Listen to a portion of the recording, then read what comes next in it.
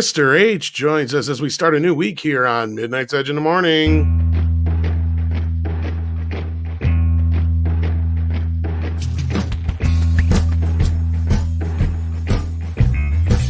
Good morning, afternoon, evening, whatever it is where you is. Welcome, everyone. This is Tom Connors, and with me, as always, is the boss man, Andre. Greetings, everyone. Good morning, or if you're in Europe like me, good afternoon, even good evening. And joining us today is our guest, Mr. H. How you doing, sir? I'm good. I'm very good, thank you. How are you? How are you Doing both? all right. We're glad to have you back as always, and kicking off a new week here. We're almost through the first month of January.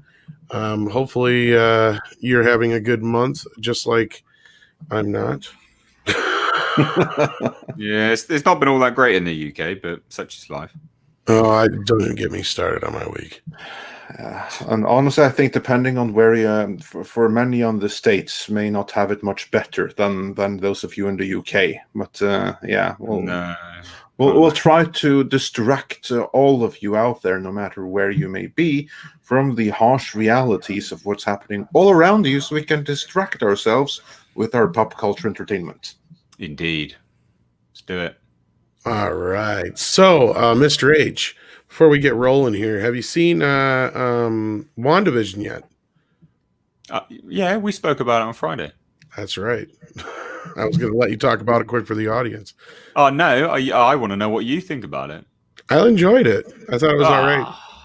I'm in the minority. I didn't enjoy it. I know where they're going with it, and I know what they're doing. It just didn't land, and I think that ultimately they needed to release a few. Like, I know it's a slow burn, but I mean, like, it's an hour, and it just didn't engage me for what it was. So I'm just waiting to see what happens from here. If the next episode doesn't, like, get a little bit more, then I will probably end up tuning out. I think it's just I've got to watch Batwoman on a weekly basis now. I don't really want to add another, show. Oh my God, you're watching that. Mate, I've got to. People expect me to do my big man's reviews, so I've got to. Of course. Yeah. I'm halfway through the first episode already. It's something. I got a rule about my Batman shows. I don't watch Batman shows that don't have Batman in them. Oh no, he's actually in this one now, sort of. Is he Batman? They're doing Hush storyline, but apparently he's going to turn up later in the season. I don't enjoy it. All right, I hate it, but my audience expects me to review it, and it's kind of fun. So no, your audience expects you to suffer while they enjoy your suffering. That's what our audience does in the case of Star Trek. Yeah, well, touche. I've seen all the spelling mistakes recently on Star Trek. Have you seen that? I saw Robert Marbinet sharing them. Those are old. Actually, a lot of those are. Are they old? Are they? Yeah. Oh, I didn't. Well, I don't know. Yeah, and still Stimulation or whatever is from the first season, I believe. Oh my God! Yeah, terrible. Yeah, it's not too impressive. Let's say. Not to mention, if you notice, every time there's a shot of the translucent screen facing the actor and they're looking at the screen, it's the right way for us viewers, which would mean it would be backwards for them.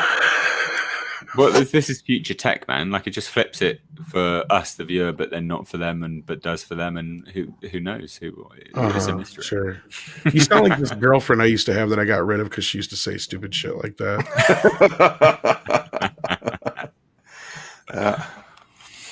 Stop saying weird shit. Yeah, stop saying weird shit.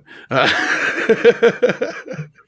I hated that. She would come up with like these weird explanations. I'm like, in what world did you get that explanation from this? It's like, it's usually like the dumbest, most asinine thing anyway. I was just like, no. Roger Haynes sends in a super sticker. Thank you so much. I can't see what it is. Let me bring up my deal here, unless Andre's got it up already. Yeah, I can find it right here. Like, they really need to work on that. But yeah, give me 1 second. I'll see exactly what I got a thumbs up. That super sticker is. It's thumbs up. Thumbs up. Here's I have to refresh it, but yeah. Oh my God! How many times I gotta say it? Yeah, but there's more super stickers. I know. Here. I got the other ones up now, so we're good. Yeah. For a second there, I'm like, am I muted? And I'm like, no, I see my thing bouncing. Alex Acera sends in a $4.99 super chat, wondering now just how much Star Wars and Marvel is changing, especially given the dimensions and time travel. Oh, thoughts on Indiana Jones game, Andre? Yeah, I think that they're changing quite a bit, and I hope that Star Wars is changing for the better, and that Marvel is changing for the not as bad as we fear. In terms of the Indiana Jones game, as someone that is fiercely loyal to the Sega Mega Drive, that's Sega Genesis for those of you in the States, I couldn't care less. I have my Mega Drive Indiana Jones game, and I'm quite pleased with that. Mr. H? Oh, I didn't even know there was a game, to be perfectly honest. What is the game? What is it? We just got a teaser trailer. It just kind of goes through all of Indiana Jones's stuff. It doesn't really give us much more than that. I love trailers that don't trail. Yeah, and then I love that. I think that's the best form of marketing, don't you think? Of course it is. The ones that deceive you by not showing how shitty their program really is. Yes. Yes. Yeah. They are the best, in fact, yes. They don't at all piss people off, no. Well, this is, now I guess Lucasfilm has gone away from EA. This is being done by... EA, they're still working with EA, by the way. They're just working with other people as well. So they just removed the exclusivity. Okay, well, either way, this is by Bethesda, I guess. Well, that's not automatically a good thing, is it? They've fudged up quite a few times recently. So honestly, I'm kind of more in the. But it's not actually by Bethesda proper, is it? Who's it actually by? I have no idea, because I'm like Andre. Unless it has Super Mario or Donkey in the title, I really don't play it. Yeah. Like the last game I downloaded was that Cyberpunk game, and I've only played half hour of it. I just don't get the time anymore. That's not totally true. I did get the Cobra Kai game, but like that's real. That's basically Double Dragon. Wait, there's a Cobra Kai game? Yeah. Oh, okay. For which platform? All of them. Huh. Okay. Oh, there you go. Oh. Well, not your Sega Mega Drive, but no, obviously, then it's not all of them, matter. Is it? Unbelievable.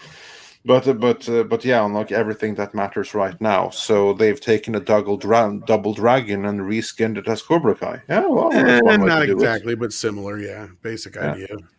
I mean, the best that they did that with the best Punisher game. They reskinned Streets of Rage and put that out as one of the better beat 'em ups on the Mega Drive. I wouldn't call it a reskin, but yeah, like you pick your dojo, and as you go along, you pick up skills and other members and stuff. Yeah, it's all right. Oh, it doesn't sound too bad. No, it's pretty straightforward. It's like PS3 level graphics, but Mr. Tickle Trunk sends us in a bear with the hearts, fart and hearts. That's what I say. I don't know what exactly it's doing, but it's dancing. Care Bear? Something like that. It's the the Shiba dog or whatever. Grand Wazoo also sent in a Shiba dog saying good job with a thumbs up. Thank you so much for that. And then we just got one from Mark C here, who says, if I can get it up here, there we go. That's what she said. Mark C, I think people are in the wrong places when finding the comic stories that influence WandaVision. Everyone needs to check out John Byrne's Avengers, West Coast, Vision Quest, and Darker Than Scarlet. Yeah, there's been a few people who have a few different ideas of where it's going. I'm curious where you think... Paul Bettany literally came out today and said it's the Visions and House of M. So people are just repeating what the actual actors have been saying. So House of M, which I was correct. Actually, I was going to say we've been hearing House of M for a couple of weeks now. Yeah, that is House of Mutant and not House of Magneto. Although, to be fair, it's not a huge difference. Well, I mean, they're just saying it's inspiration. That's the thing. It's like Civil War. You take the core basics and then you water it down. Make it running like piss. Exactly. And that's what you end up with, apparently. WandaVision. Yeah. Well, I was intrigued by it. I generally like that kind of mindfuckery, so I look forward to seeing where they're going to go with it. See, I look at it as a massive waste of money. It costs $25 million an episode.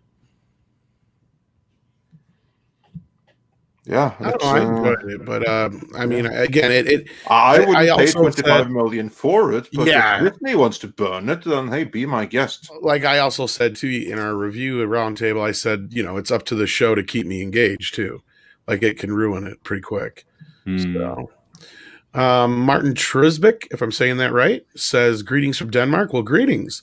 Think HBO Max will rethink releasing Dune and other movies in theaters only? No, no. I think they made their mind up now. And now that Godzilla and Kong is coming to HBO Max, I think that's a good chance that Dune will be doing the same. In fact, I heard that might even be moving up. Have you heard anything else, Andre or Mr. H, on that? No. What's moving up? Sorry, Godzilla vs. Kong's moved up. Yeah. Dune, I heard, might be moving up as well. I would be surprised if Dune does, actually, because I think that Legendary managed to seal that as part of the deal, and I think that's why Godzilla vs. Kong was sort of sacrificed. Which is funny. I think they would have went the other way around, because I think Kong versus Godzilla is the better gamble in box office, but that's just me. Well, yeah, but you've also got more vocal directors that probably had a bit of money in the pie as well, like Denis Villeneuve coming out. So I think there's a little bit more financial obligations involved with Dune rather than Godzilla vs. Kong. Probably. So I think that's why. I guess we'll have to see. But after the announcement the other day, I'm trying to remember, was that in the trailer? I sent the trailer to you, Andre. Yeah. No, I didn't see. I don't know. I didn't see it. Trying to remember. I can't remember, to be perfectly honest. So. Yeah, I know a bunch of the other ones that were in there, but I'm trying to recall if Dune was in the trailer. But I guess we'll have to wait and see on that one. Maybe Mr. H is right, but I thought I heard something about it might be moving up. So I guess we'll have to wait and see on that one. Nelson Sharita says, truth to rumor, almost no Hiddleston in Loki. That rumor I've heard is that he turns into Lady Loki or whatever, and he's only in it for like one episode. God, I hope that's bullcrap. I hope that's BS. That'll irritate a lot of people if that's the case. If that's the case, then it's gonna have to do a freaking miracle to turn me around, at least. You don't greetings, script. Someone else. Greetings. Who's only in one episode now? I was hearing that Lady Loki is in most of the movie or most of the Loki series, not Tom Hiddleston, but he is listed for 6 episodes, so it's probably bullshit. I hope that's bullshit. I really do. I mean, if that's true, then that's BS. Well, it's really dumb, isn't it? Because you don't watch Loki for a new random character. When you say Loki, you think of Tom Hiddleston. No matter what he can do, changing. Well, they also have Sophia DiMartino listed as Loki for 6 episodes as well. Well, maybe Tom Hiddleston's the narration. I guess I don't know. Script, have you heard anything about what they're planning to do with the Loki series? I mean, should we abandon all hope right away, or is there hope still? The only things I've heard is that it's got the Time Bureau and Loki's going to be in it. That's the basics I've only heard, and it didn't seem like anything I wanted to skip. It sounded like something actually pretty interesting. But the Lady Loki stuff, I'm cautiously optimistic. I mean, obviously, I would prefer to see Tom Hiddleston for the majority of the show, but if they do have a very good actor playing the character and it's done well, maybe. But again, those are a lot of ifs. Yeah, and you don't really get so far with ifs. So yeah, let's just hope that they know what they were doing and that they knew better than the BBC did with Doctor Who. Yeah, because this one thing says she's a prominent character. That's all it says. Yeah, but you can be a prominent character without being a female Loki. Yeah, well, she's the female Loki. That's not in debate. Oh, yeah.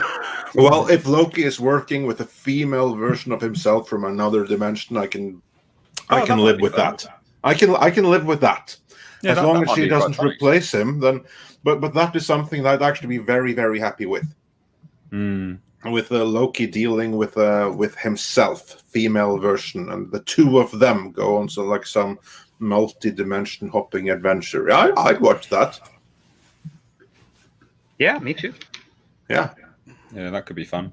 Yeah, so I'm not willing to abandon hope just yet. I mean, Loki's only fun when he's bouncing off other people anyway, to be honest. Exactly. Or he's by himself. You can't do a quick whip by yourself. Like, it's crap. Yeah, he needs someone to bounce off against one way or the other. And if he doesn't have that, then he's kind of lame, isn't he? So, here's to hoping that they know what they're doing. That's what I've been hearing, too. So, I don't know. I do not know. Gundam Warrior says, what do you think of the Masters of the Universe Origins figures? While there are some changes, I think it's great to see He-Man and Skeletor back. If you're talking about the ones I think you're talking about, I like them so far. I'm not so sure about the face on Skeletor being like a constant mouth open thing, but otherwise the molds seem pretty similar to the original. You just get a lot more articulation. Tom, you are more into toys. Explain to me, who was never really that much into the toys, how is the Origins toy line different from any other toy line? It's basically the original toy versions and the original style, but they have, instead of just the basic, head, waist, arms, and legs, like it's got a hell of a lot more articulation all the way up from the feet to the ankles, to the legs, to the shins, all the way up through. So you can do all kinds of different poses and shit. Okay, so it looks like the original Classics line, but super articulated. Pretty much, yeah. Okay, I'm the only one that's really different is the face of Skeletor is like the classic face, but his mouth's open for some reason. Otherwise, like Battle Cat and all that stuff are exactly the same, like same size, same. I mean, they look almost like the same molds, basically. Yeah, okay. I don't know how much I agree with that. I mean, when looking at them, these look like they've gotten some kind of a makeover, and I don't like what I see. Well, unless you're looking at the wrong ones. No, I'll bring up on screen exactly what I'm looking at, and then to everyone wondering what the hell are we talking about, we'll get back into the topic at hand really, really quickly. But we have to do this first. I'll show you the picture that I found right here. Just give me 1 second. And come on, where is it then? I'd say I actually got them out. But,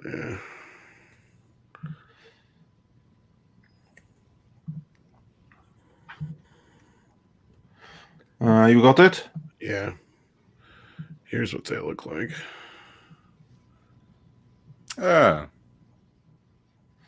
Yeah, no, it doesn't look too bad like in the box, but it does look like there's something very wrong with He-Man's hair. There's something wrong with her hands. There's like things are like just a little bit out of proportion, and the colors seem to be like more colorful than ever before. So that's there's like the way they're to me there's some uncanny valley, so I don't like it. Yeah. But again, don't listen to me because I was never a toy guy. I've got them, and they seem pretty good to me. Like they're going for quite a bit already, considering they're still at Walmart. Really? Yeah.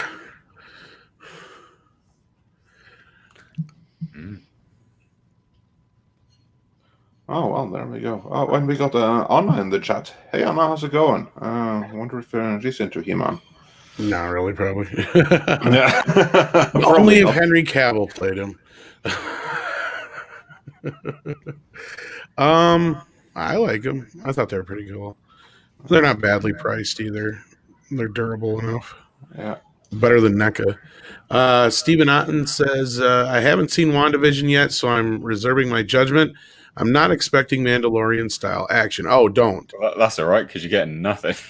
There's no action. Well, I'm curious if that's if you were expecting something different or what the deal was with you. But who, me? Yeah. No, I wasn't. So because a lot of people are like, oh, if you watch the trailers, something about I can't remember. Some people kept saying like about the trailers. I was like, I haven't even watched the trailers. I only watched there was a day where they released a few trailers all in one go. So I watched them, but I never watched any of the others after the big trailer day where they released Loki and stuff like that. I was expecting a sitcom basically, but more catering towards the fact that you know, it was. I don't know what I was expecting. It's kind of what I was expecting, but the execution doesn't land. It's just not for me, and that's fine. Like, I get it. I know what they're trying to do. 50s, 60s, 70s, 80s, 90s. Like, I know what they're trying to do. It just doesn't land for me. I just think it's crap. Like, it's okay, you know.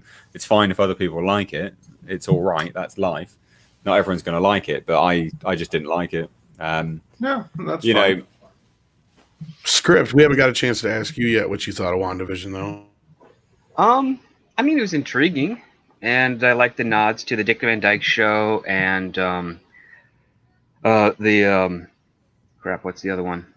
Bewitched is Bewitched. reference. Yes, that's the other one. Because the hand gesture is almost like the hand gesture and the magic, that sort of thing. So, you know, but this is what I mean. Like, I fully get it. It's just not for me. Yeah, that's fine. Not everyone can like everything. Not a whole lot. Yeah, I think they should have let. I think ultimately they should have led with the Falcon and Winter Soldier as the premiere for Marvel on the small screen, because for Marvel on the small screen it's very underwhelming, I think, personally.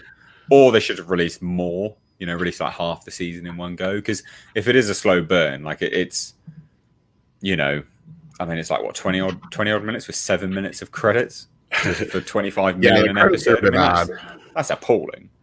So the only thing was if they released Winter Soldier and Falcon first, I could see is that you might get a lot of people bitching, oh, it's just the same thing like we always got before. Because that's one thing I have heard. There's a lot of debate on whether or not the show's good. But one thing that has been consistent is everybody's been like, well, at least it's something different.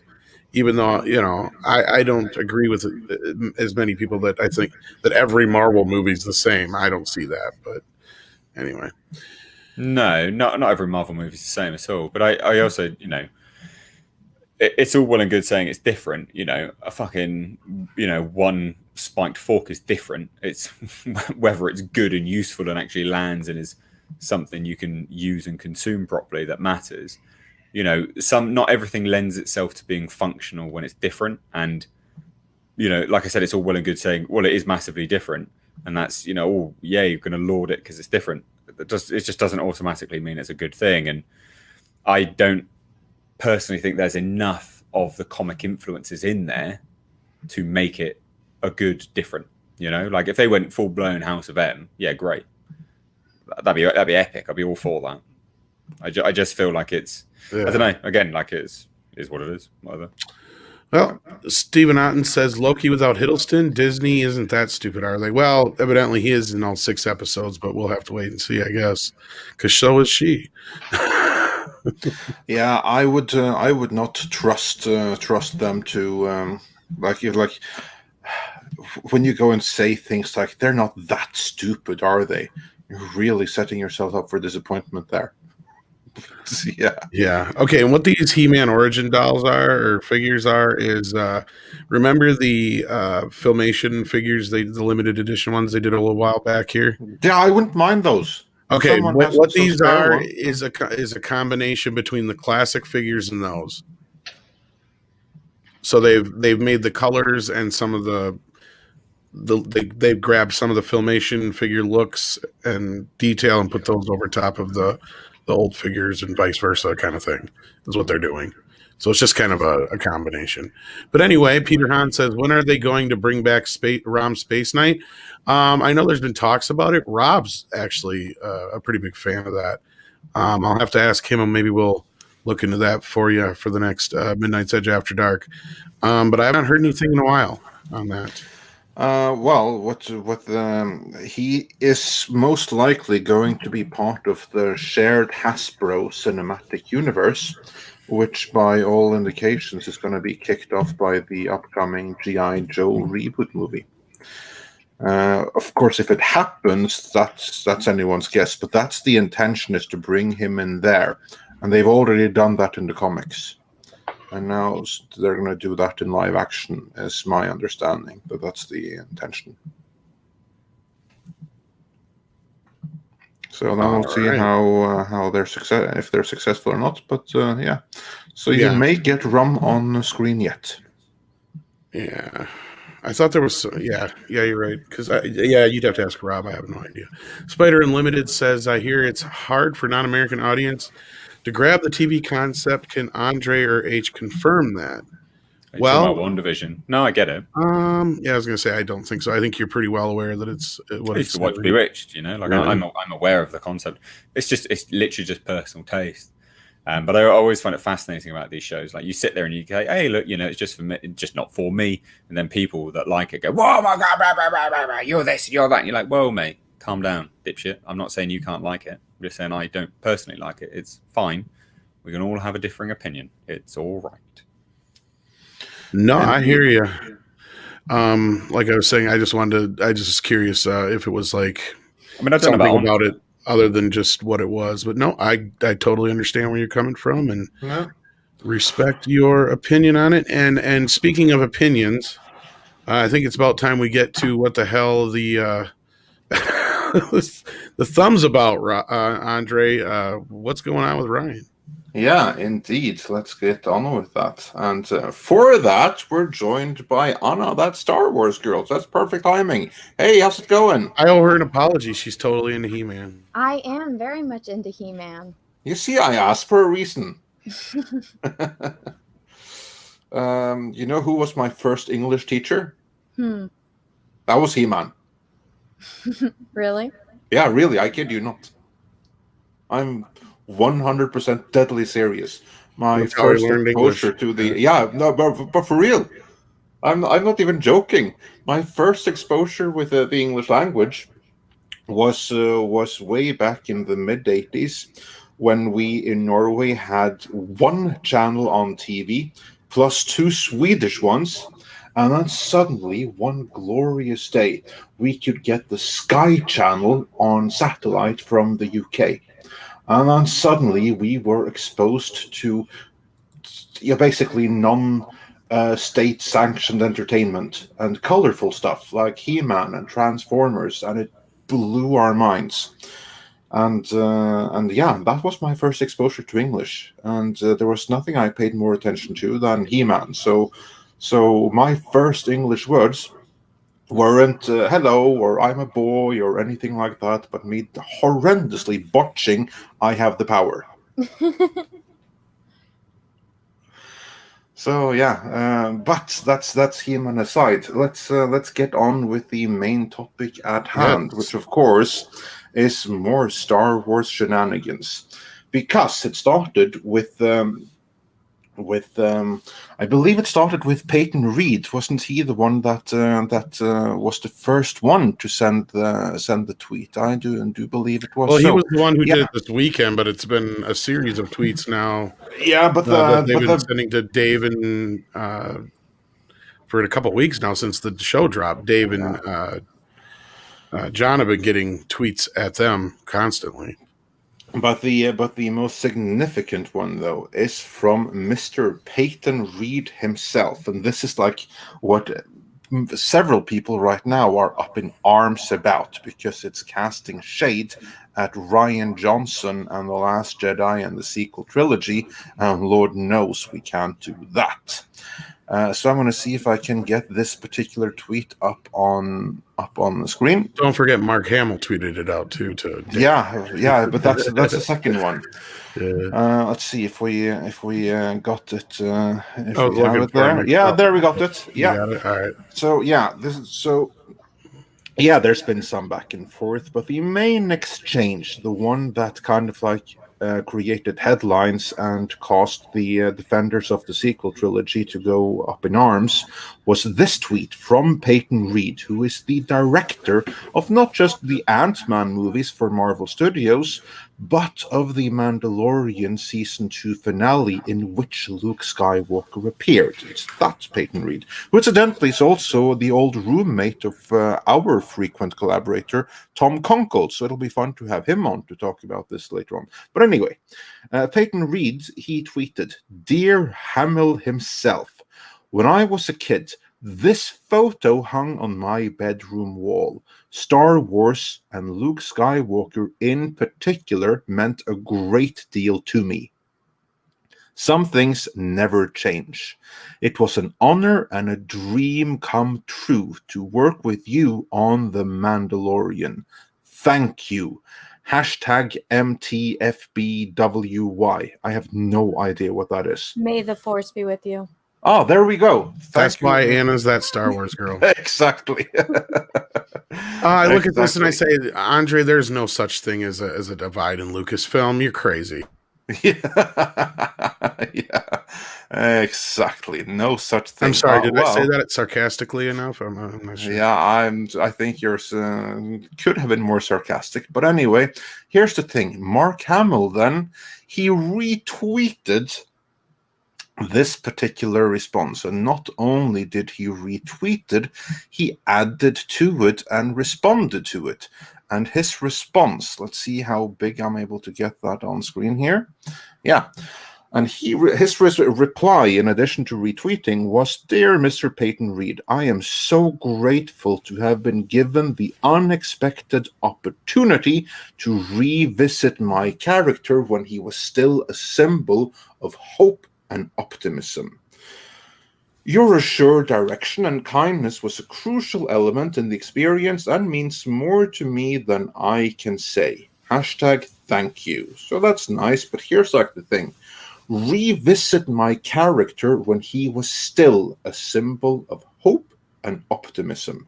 Implication being the other time when he recently revisited the character, Luke Skywalker was not a symbol of hope and optimism. So, esteemed guests, I want to hear what you think about this tweet, and was there any deliberate mudslinging towards Rian Johnson and the Kennedy faction, or is it all just in our minds? Mr. H, what do you think about that? Well, yeah, I mean, I'll say this and I'm going to have to dart off anyway. But yeah, I mean, I would imagine that looking at it, you only have to dissect the actual wording, right? You know, revisit when he was still this, your direction, thank you. You know, all of that points to him basically throwing shade over towards Rian Johnson. I don't see how it's not. Yeah, it's very much. I think Mark Hamill, as it stands now, has probably been the most vocal in terms of positivity, thanking certain people, doing this, that, and the other. Even if you're looking at how he was with Rian Johnson and other people that he worked with, as it stands now, he has probably been the most vocal. So I think that speaks for itself as well. Yeah, I mean, and here's the tweet I was talking about, Andre, from way back when it first dropped. He's been, pretty much this and then retweeting other people's videos, including like Echo Base Network and stuff like that. And I think it's been pretty obvious how he feels about this whole thing. And I think Peyton Reed doing that again has just reinvigorated the fires of the whole thank you campaign that was already going. And yeah, coming from Peyton, I think that's a pretty big deal. I really do. But yeah, Mr. H, you said you had to go, sadly. Is there anything you got coming up that you want to plug? I know you got something coming up this afternoon, right? Yeah, no, I've got a live stream tonight with Lauren Chen. So that's 9 p.m. GMT or 4 p.m. Eastern Standard Time. So head on over to my channel or follow me on Twitter. It's the same at Mr. H Reviews, my name on here, either or. But yeah, that's basically all I've got coming up. So just a live stream hangout with Lauren Chen this evening. Awesome. Yeah, absolutely. Go check that out. She's a great guest. We've had her on a couple of times before. So everyone go and check that out when we're done here. Perfect. Our lovely wrench, Natasha Cloutier, has been sharing all the links in the chat. So be sure to check out Mr. H's channel. And thank you for hopping in with us. We appreciate it. Well, thank you for letting me. Appreciate it. Take care, guys. Thank you. Bye. Have a good one. Take it easy. And now, Anna. What is your thoughts on this particular tweet exchange? Are we all reading too much into it, or was there really some kind of shade thrown the direction of Rian Johnson and his ilk in that tweet? It's glorious, isn't it? Definitely the latter. Maybe not so much throwing shade, though, but just acknowledging that the character didn't hit the marks that is Luke Skywalker or even, you know, touch the target. So I think that's also why, because I just did a video on this, but it's also why so many people got emotional when we saw him for like a second on the Mandalorian season 2 finale, because, you know, that was the first time we actually got to see, you know, just a fragment of the real Luke Skywalker. And it meant so much to, you know, Mark Hamill after. I mean, if you go back and you watch those interviews and you just see him completely broken talking about his character, and then Rian Johnson laughing at him. And it's like, oh my gosh, he had to deal with that for what, since 2015?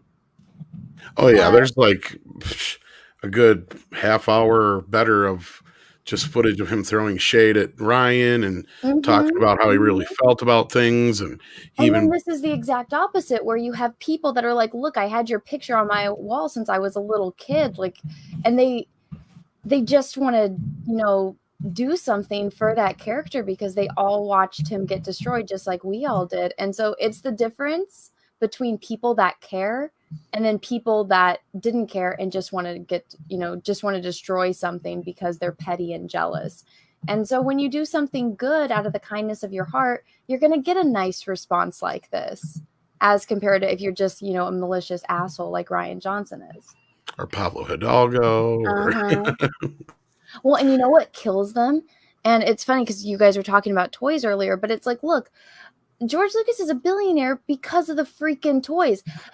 Can you sell Rose Tico? Well, yeah, like at super discount. Did they even make a toy line for Rise of Skywalker? No.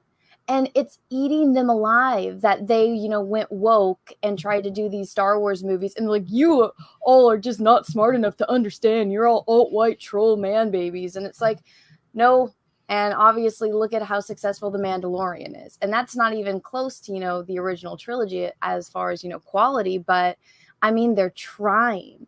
And that's the big difference. Yeah, I mean, well, of course, and then when we saw what the response that the Disney had when Pablo did say that was amazing. Like it was the first time we've seen anything like that, and maybe the last time. But no, I think going forward, hopefully that this is a sign of things to come, especially when you got guys like this speaking out there and they keep saying, you know, thank you to John and Dave and Peyton Reed now, and so many other people have. I mean, I'm sure that's got to really bother Rian Johnson and Kathleen Kennedy. So, I'm sure. You know, where Ryan? Yeah. Where's the trilogy, Ryan? It's still happening. Yeah, that'll be the day. That'll be the day when that happens. Have you heard any movement on that, Script Doctor? On a Rian Johnson trilogy? No. Oh, Jesus, Edith, huh? Where'd you come from? Hey, Dick. Come on, Dad. Here, huh? Okay. How's it going, everybody? Oh, we're all good. And on that note, Script, what are your thoughts on this before we let Rob share his feelings? Was this, are we all reading too much into it, or was there some level of shade cast here? If there were a shade cast, I would say it's kind of a byproduct of things. I think Mark Hamill was more just being the type of guy he is, which is really polite and grateful to the creatives involved that allowed him to do something that he wanted to do as an actor. Because the question I have to ask is, does Mark Hamill have any tweets thanking Rian Johnson and Bob Iger and Kathleen Kennedy for The Last Jedi? Because I don't recall that. I think that the only thing that he did is that they made him tweet out that the movie is fantastic and Rian Johnson was right, even though he'd been trashing the movie and publicity going forward to it. Yeah, it doesn't. That doesn't feel like something with heart. Yeah, it doesn't really feel quite so heartfelt. Yeah. Whereas like these later interactions, they seem very, very genuine. So. Yeah, also, I don't remember him saying a thank you to JJ for The Rise of Skywalker either. So, or to Kathleen Kennedy, like ever. He wasn't in the fucking movie. He's only in it for 2 seconds. Well, I mean, in both. Actually, I think across the entire trilogy, what is he only in it for? Like 11 minutes? Not even. Well, and that was he basically, because I got a clip where he says like, my deal when I signed on was no cameos. I get a run of the trilogy, and I can't remember what the other thing was. And he's like, and then it turns around, and I'm not in the first movie, and they kill me in the second one. You know, I mean, technically, he could sue for a contract violation. Oh, I think he said no ghosts, and he's thinking, then they turn me into a ghost in the third one. They turned him into a spirit for China. Yeah. Indeed. Rob, share your feelings. Well, first of all, I'd like to say hello. And actually, we've, much like WWE superstars, Afi and Sika, the Wild Samoans, I tag in when Mr. H taps out. Yeah, if you're wrestling fans, you'll get that reference. Oh, yeah, this is definitely Mark Hamill throwing shade at everybody without having to be that specific. You know, just praise whoever is responsible and just, you know, not even mention everybody. I'm like, oh, you people? Yeah. No. This guy, Peyton Reed, he knows what he's doing. But apart from a canned response for The Last Jedi, you know, that old Saturday Night Live bit, The Amazing Alexander, I loved it. It was much better than Cats. I'm going to see it again and again. You know, this is probably the most genuine response to anything Star Wars related we've gotten out of Mark Hamill in the last few years. Other than that, remember that tweet with the photo of everybody did the photoshopped everybody together, missed opportunities. So I mean, you just quacked, Rob. Yeah, my phone quacks when I get an update. So now Yellow Flash, I've been trying to get a hold of you. How you doing? Yeah, and it quacked again. Okay, stop. Who's quacking me? You got a duck, you liar. Yes. just like Weird Al, I want a new duck, not a quail or an owl.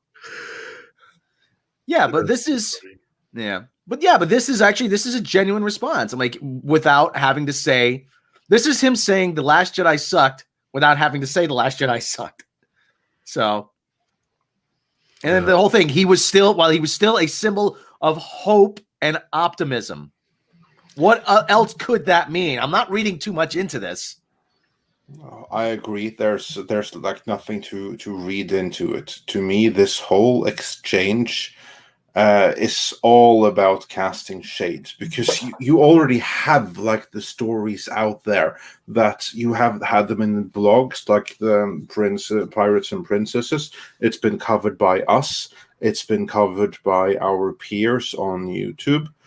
Between us, we have multiple hundreds of thousands, if not more than 1 million views about the conflict in Lucasfilm, and how actually we have like 600,000 views ourselves on a video going through that, and how the powers that be at Lucasfilm are angry that no one is thanking the story group and no one is thanking Kathleen Kennedy for The Mandalorian. Why is everyone thanking thanking Hamill and thanking Favreau? Like, give some of those hard-earned thanks to the others needy as well. And you have those stories around there. And in this backdrop, against that, when there already is a narrative of conflicting factions in Lucasfilm, against that backdrop, we then have this exchange between two people that are very publicly, or at least very heavily rumored to be in the Favreau faction. Again, not a single thanks given to Kathleen Kennedy, to Lucasfilm, to the story group, only, well, you did amazing. You brought back the hope. By implication, in contrast to that miserable twat that Rian Johnson had me play. You know, but you say thank them. Thank them for what? Thank the story group for what? For being an obstacle? For destroying the franchise's commercial viability? You know, and they want like that award for showing up. What's it called again? Like a participation trophy. Yeah, they want the participation thanks. They were there. Yeah, those are all the kids that used to play soccer and their parents never kept we can thank them that they fucked up Star Wars so bad that we got the Mandalorian, I guess. I don't know. Well, by extent, you know, and I still see the same assholes, the same websites, the same idiots defending The Last Jedi and defending Rian Johnson, and by extension defending Star Trek Discovery for the same reasons. Oh, but it subverted expectations, and that's what a good story is supposed to do. No, it's not. A good story tells. Oh, for fuck's sake! Well, no, like subverting expectations is like the ending of Seven. Like even after they get Kevin Spacey, and then all of a sudden the box appears. That was something nobody expected, but it adds to the thing with Brad Pitt at the end of the movie. That's subverting your expectations and doing it correctly. So that way it's, the extra little plot twist at the end that, adds to that emotion and intensity. That's how you subvert expectations, not with what Rian Johnson attempted to do. I'm sorry. I would say they subvert. I didn't see Seven, so I'll have to take your word for it, Anna. But then Fight Club. I didn't like Fight Club. I keep saying Brad Pitt should die in more movies. That's all I took away from Fight Club. Well, I don't even. I don't hate Brad. Yeah, I don't hate Brad Pitt as much as I used to. Anyway, that's beside the point. I hated him back then. I'm like, why? Because my buddy kept going on about Brad Pitt. Brad Pitt's a phenomenal actor. I'm like, the guy from Growing Pains, really? No, that's Leonardo DiCaprio. No, he was on Growing Pains too. Oh, I forgot. In a couple he made, yeah. I'm like, that guy's a great actor. But like I said, I don't hate him as much. Yeah. Rob, we all know that you are really Team Aniston, and that's well, for different reasons. But anyway, no, I don't even like the term subversion of expectations, because subversion in and of itself means something bad. Like I like when something goes above or beyond my expectations, and that's kind of like what I feel like Seven did. Or like a better example is when I talk about like Cobra Kai recently and stuff like that, because it does a lot of the things you expect it to, but when it doesn't, it's not subverting your expectations. It's going above and beyond them, or it's doing something you didn't. It's a surprise. The way you expected it to be. Isaac Guerrero, can we all agree that Fight Club is not a good movie? I will quote the great Thurston Howell III from Gilligan's Island. Oh, I'd walk out on that movie even on an airplane. So I like Fight Club, but that's me. Well, no, it got in my area. Not to drag this out too far, but in the guys I knew were all aging ex-punk rockers. They took it as some sort of anti-capitalist manifesto, and be that as it may, I said, you know what, you guys are really reading far too much into this. So anyway, they took it as some sort of like ex-punk rock rallying cry. And I'm like, this movie isn't that good. I don't get it. Oh, Fight Club, man, Fight Club. Somebody actually gave me a copy to watch, and I still have it. I never gave it back. Unfortunately, I can't give it back to the guy for other reasons, but that's another story. Was he in Fight Club? Okay. I hate that movie too. I'm not a fan of Fight Club. I get why people like it, but I'm not a fan. Seven, on the other hand, I do enjoy it. I got my disdain for Fight Club because as a writer and you get to join in on the audition process, almost every actor uses that monologue from Fight Club. Oh, Jesus. Yeah, it's pretty bad. Okay, so note to any aspiring actors out there, avoid the monologue from Fight Club. Yeah, they're not going to listen.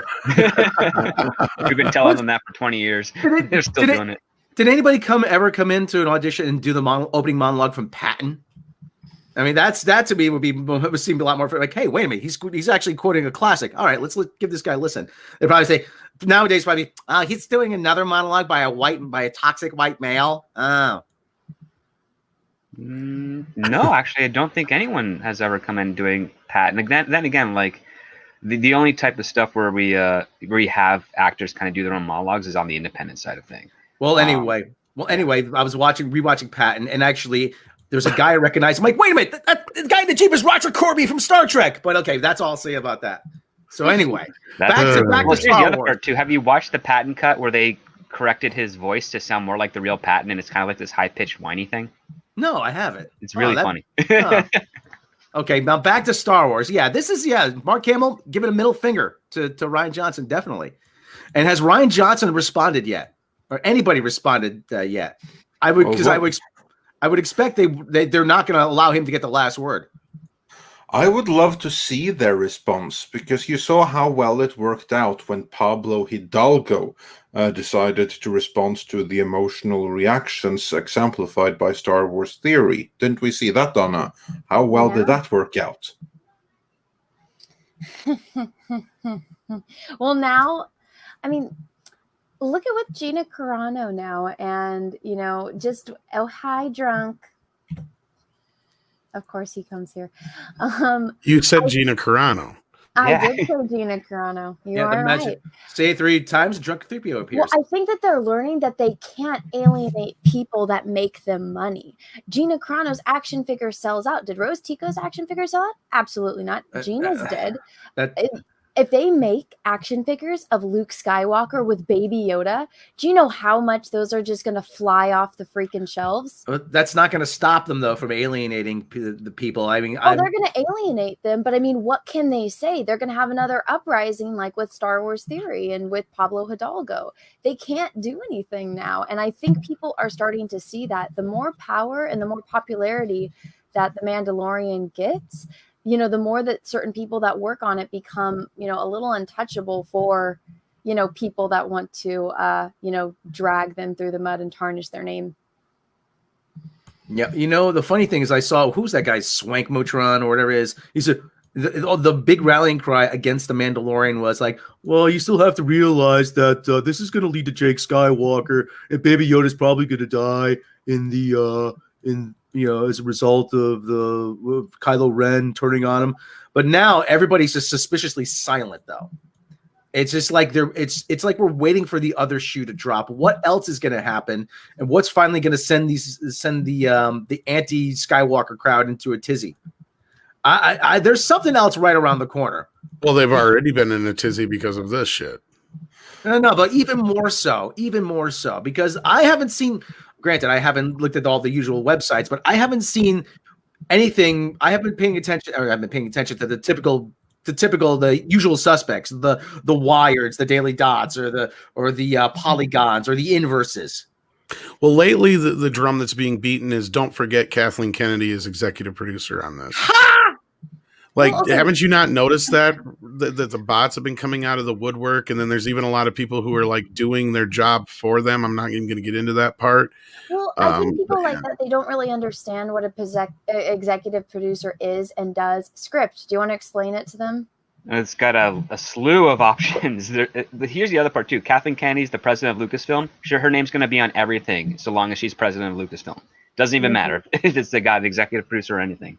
But an executive producer, like, they either help with financing, they help a little bit creatively. Sometimes they're screenwriters. Sometimes they're just there to facilitate a network between 2 actors, or maybe an actor and a director. It's a very easy credit to get in Hollywood. So it doesn't really hold a whole lot of weight to the normies, truthfully, or to the people that are like really, really like grew up in the whole world. It's like, oh, you got an executive producer on this? Yeah. What did you do on it? I don't know. I picked up a phone call. Boom, executive producer credit. That's just kind of how it works at its barest minimum.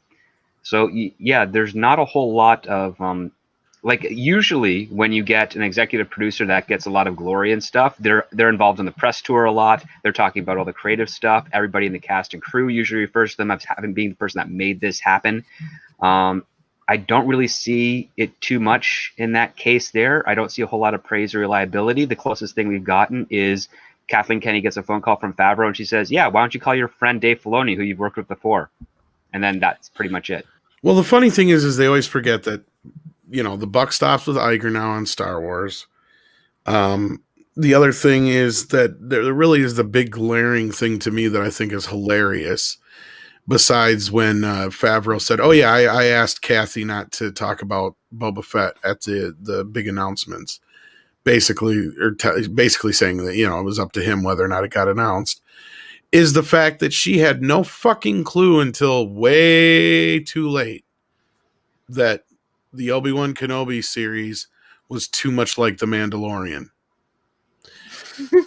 For someone who's supposedly in the driver's seat of that and supposed to be overseeing the whole operation, I'm like, you should have realized this a lot sooner. Essentially, now I got a feeling she's got the best cushy no-show job in Hollywood. She has an office that maybe she turns up to every once in a while. What's everybody doing? You know, if somebody told me the only day she had been on the Mandalorian set was the day that George Lucas is there, I wouldn't be surprised. Yeah, she probably had to keep an eye on all those toxic white men. Well, I mean, would she even want to be there with George after she's backstabbed him? But she's still got to lord it over him that she's still in charge. That's the thing. You know, she's got to. Well, that's what I also remind people. This is not like an out and out fight where people are like throwing fucking shade at each other at their face. It's very petty and high school like. Yes, it's a whisper network. Yes, and that's what people don't seem to understand. Is like it's not like these guys are going to go out. Why the hell do you think Feige had to come out and say, "Oh no, I'm only doing one Star Wars movie"? Because Kathleen Kennedy fucking made that happen because she was pissed, I bet. Why else would he have to fucking go out and say it? You're not going to let a straight white man replace me, Bob. Ha! Now have Kevin Feige tell everyone he's only making one movie. Well, I love the point that Andre made in one of his more recent editorials where he's like, you don't see other producers coming over to the Marvel playground, do you? No, because he's got his shit in order. But what do you see happening over in Star Wars, right, Andre? Which we lost him. He's on mute. No, I'm right here. No, exactly. That's exactly right. That there's no reason for anyone else to come over to Marvel because they got their stuff covered. Same thing with Pixar. The Pixar people, they don't need anyone from Marvel or Lucasfilm or anything to come over and help them because they got it covered. It's only Lucasfilm where suddenly people associated with another division have to come over. And this was after Kevin Feige was semi-publicly rebuked several years ago when he said, when we had like rumors that he was a fan and he would love to lend a hand. And the answer was like, hell to the fuck no. Because you're a Marvel guy and we're doing something different here. Well, that tune changed quickly, didn't it? Well, and now they're trying to like pass it off as like the most normal thing in the world that the head of another division is coming over to Lucasfilm. It happens all the time, doesn't it, Script? It doesn't, but you can liken Disney's Lucasfilm to a money pit, so to speak. You have a home that these newer contractors have decided they're going to renovate. And they've screwed up so much that the contracting team across the street that works for a different company but is still under contract from the parent company is asked, hey, can you come across the street and help fix this window and this door and this foundation because the guys we've had in charge all this time don't know what they're doing to the best of their ability. And that's what it is. It starts with Jon Favreau. Then they bring in Peyton Reed, then Taika Waititi. It's like, all these other guys from that marble building across the street that looks beautiful and works. Everything works in it. And now we got Kevin Feige, the foreman, coming over just to like say, yeah, I'll help fix the plumbing. Yeah. Well, we've all seen the movie Scrooged, right? Oh, yeah. No, Oh, you haven't seen it, Anna? I've never even heard of it. Oh, you'll Bill love Murray? it. Bill Murray. Murray. Bill Murray? Oh, yeah. Yeah. The Christmas one, right? Yeah. Oh, okay. And now, remember when they brought in, what's-his-face, Glover? John Glover. John Glover? That's exactly what this is. And the whole reason, they do this in Hollywood all the time. It's like as soon as you got another producer, somebody like that who's brought in to, quote-unquote, help you out or give you a hand, that's not a good thing. Well, KK's done it herself. I mean, she brought in Tony Gilroy to help out Gareth Edwards on Rogue One. Well, true, but that's not great for Gareth Edwards. But this is a completely different scale. Well, because someone else is doing it to her. that's the thing. She she must be sitting around. He's like, fuck, I used to do this to everybody else. Now someone's doing this to me. Well, and we keep joking, and it's no longer a joke now that they've lost somebody else. She's lost more creatives and directors than she's actually made product with. Now they've lost the director of Willow. Well, really? Another one? I sent you that, Andre. Oh, yeah. I mean, you're not losing much. I mean, Crazy Rich Asians was a funny movie. But I don't know if I would trust, that guy to do Willow. Well, here's the good part about it is from when I talked to Clint a while back. I mean, Ron is still involved. Like he's overseeing a lot of it and stuff like that. But the fact that she cannot hang on to directors, it really shows that she has this problem. And that's what we keep seeming to hear through the grapevine is that it's her they butt heads with. Well, I mean, clearly Trevorrow left because they wouldn't change course in The Last Jedi. It's obvious. What were we told when they fired Lord and Miller from a trusted 88 days. 88 days, but what were we told at the crew cheered. Yeah. It just shows you that she has no sensibility. She's a freaking technocrat. I mean, she's a bureaucrat, a technocrat, whatever you want to call. Kathleen Kennedy may be good at shuffling paper around, but she's not a creative person. She has no eye for talent. Really. And whatever talent she does recruit, she just lets slip away. She hired Josh fucking Trank to make a Boba Fett movie? Really? Really? That should be a red flag right there. Well, yeah, she has. Oh, here's the thing: is she has this keen. She has a better track record outside of Lord and Miller, and picking guys that are on the verge of having their biggest fuck up in their cinematic career.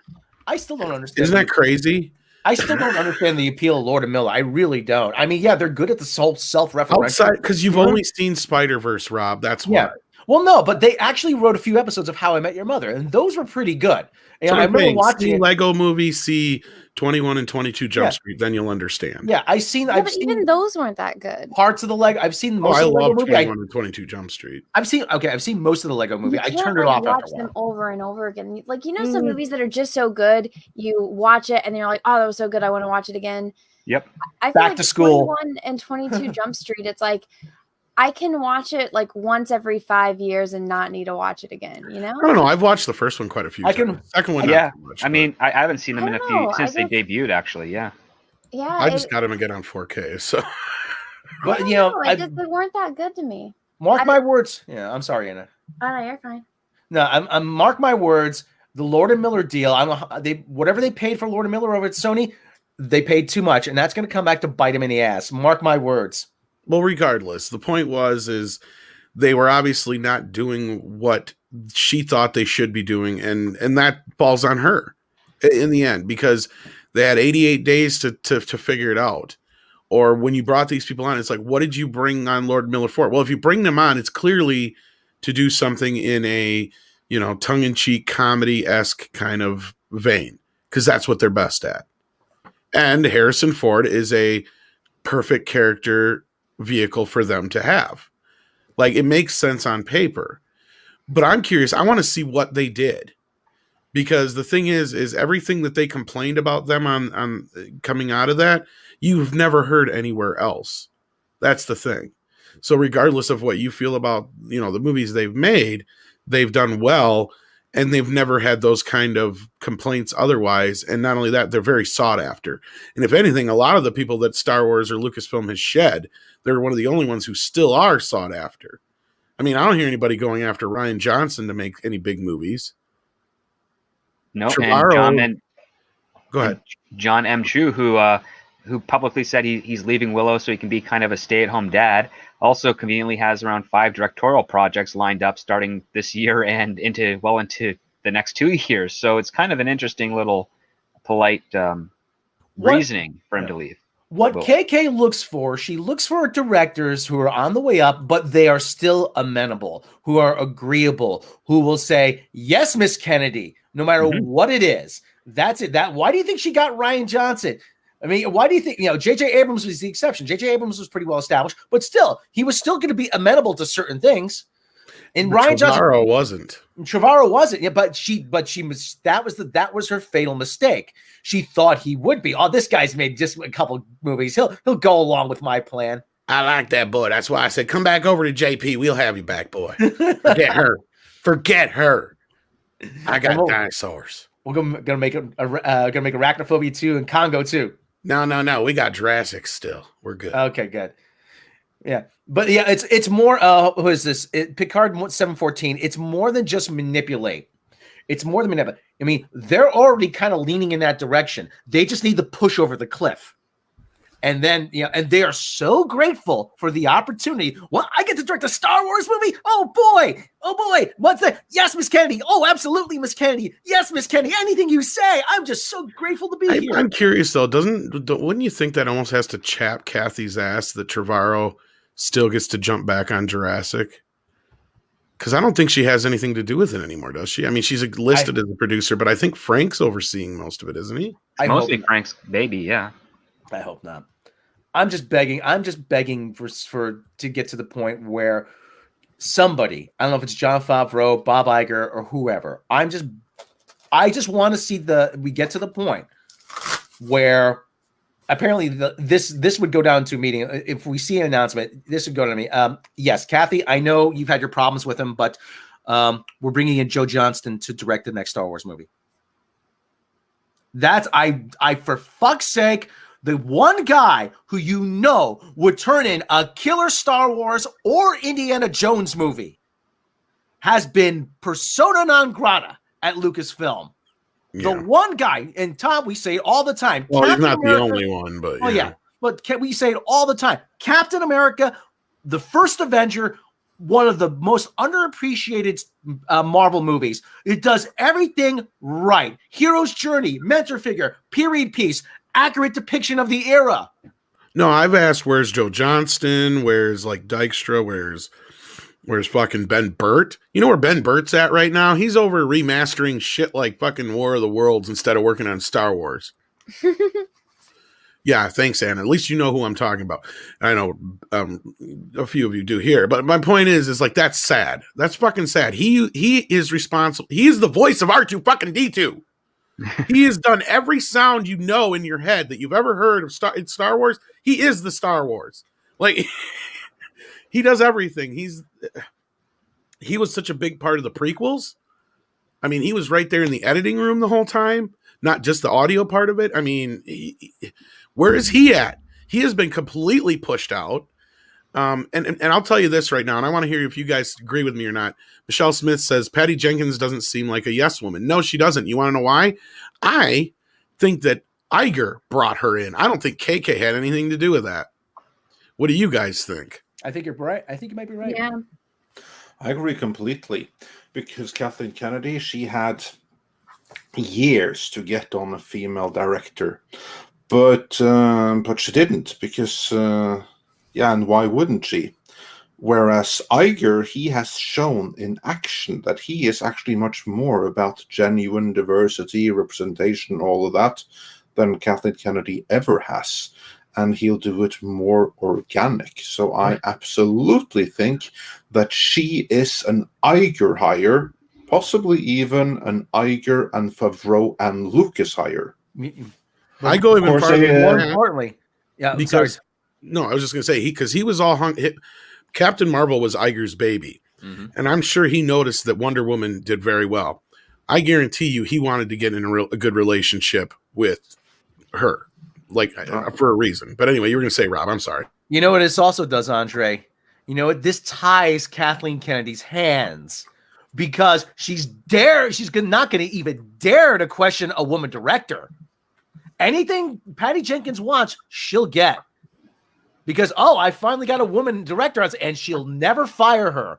She will never even consider firing her because because of the optics. A woman turning on another woman, especially a woman director in Hollywood, oh my God, she's a traitor to the cause. Well, no, I mean, that's honestly, Rob, you're exactly right. And I mean, say it again, Anna. I don't get told I'm right very often. You're exactly right. No, I've been watching and yeah, she's had the opportunity. She could have just started off with having a female director and saying, instead of JJ, get a woman.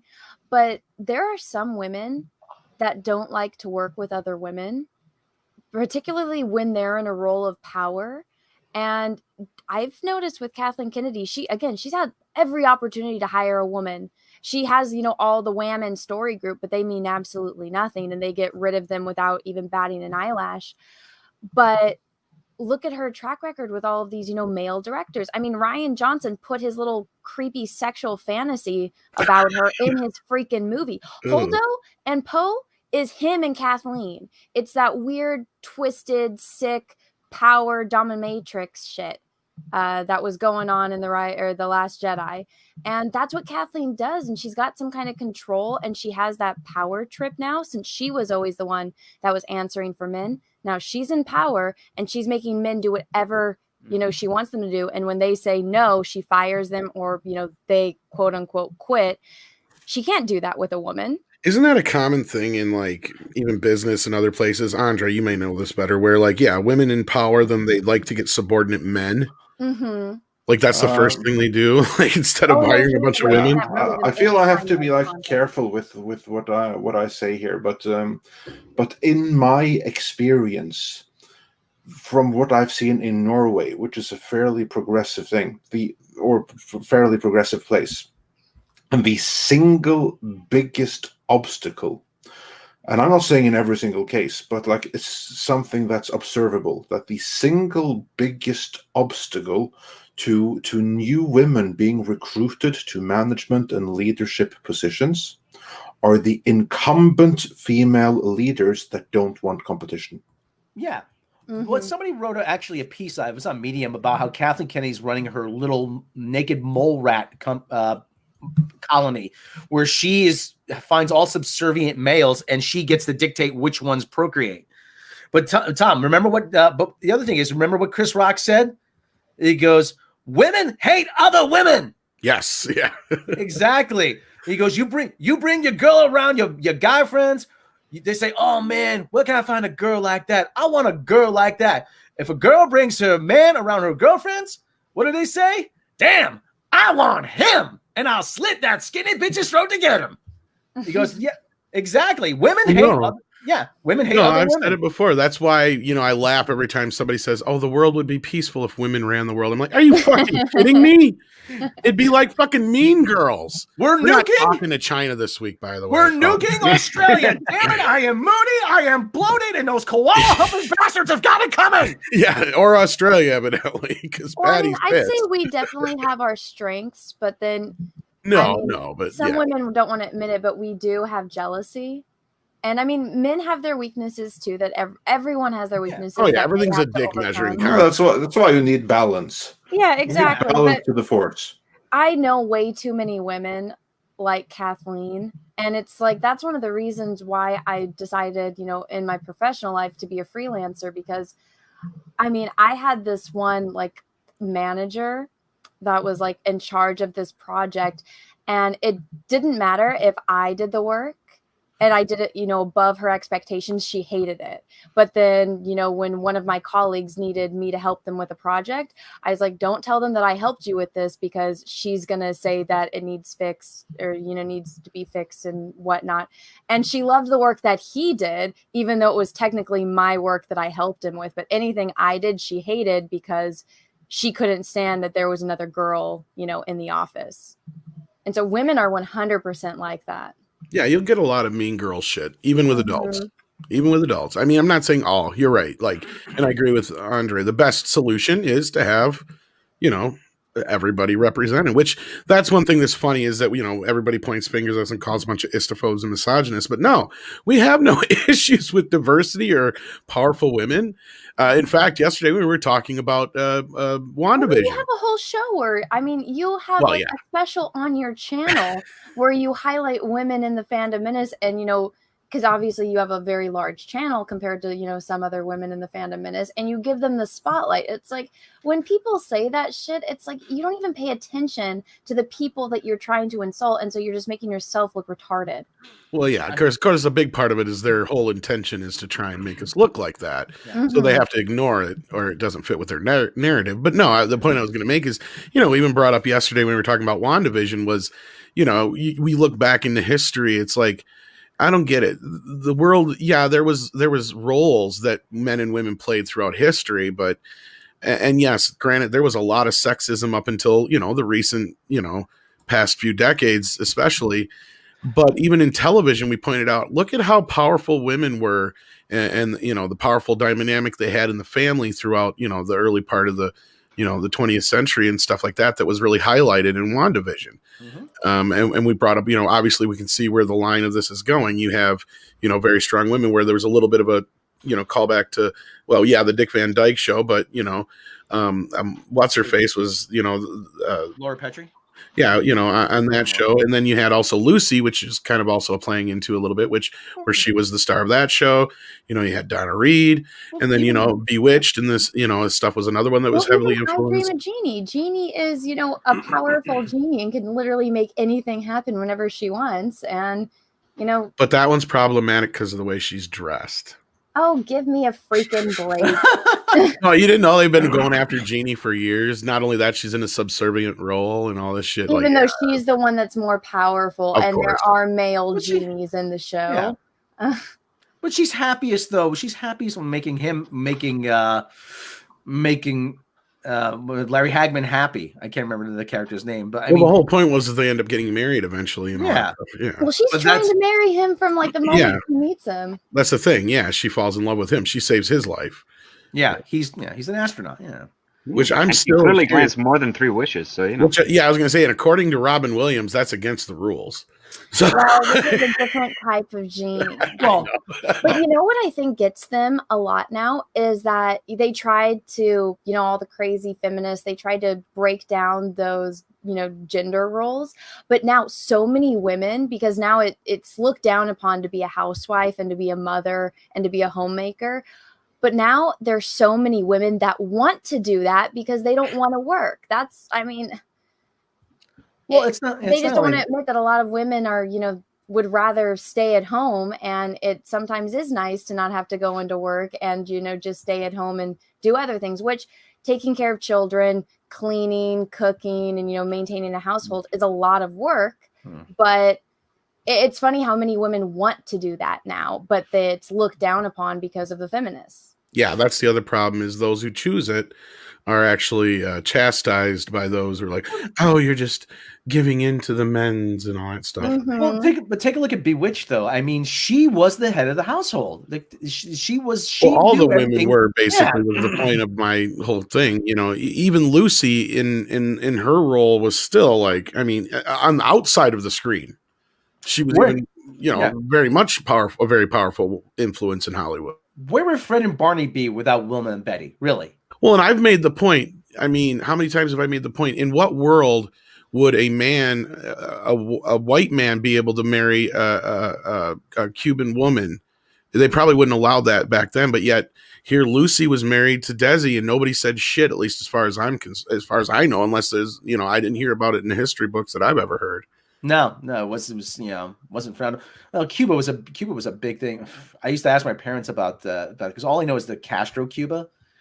You know, and they told me it was a huge deal. Oh yeah, we're going to Cuba this weekend.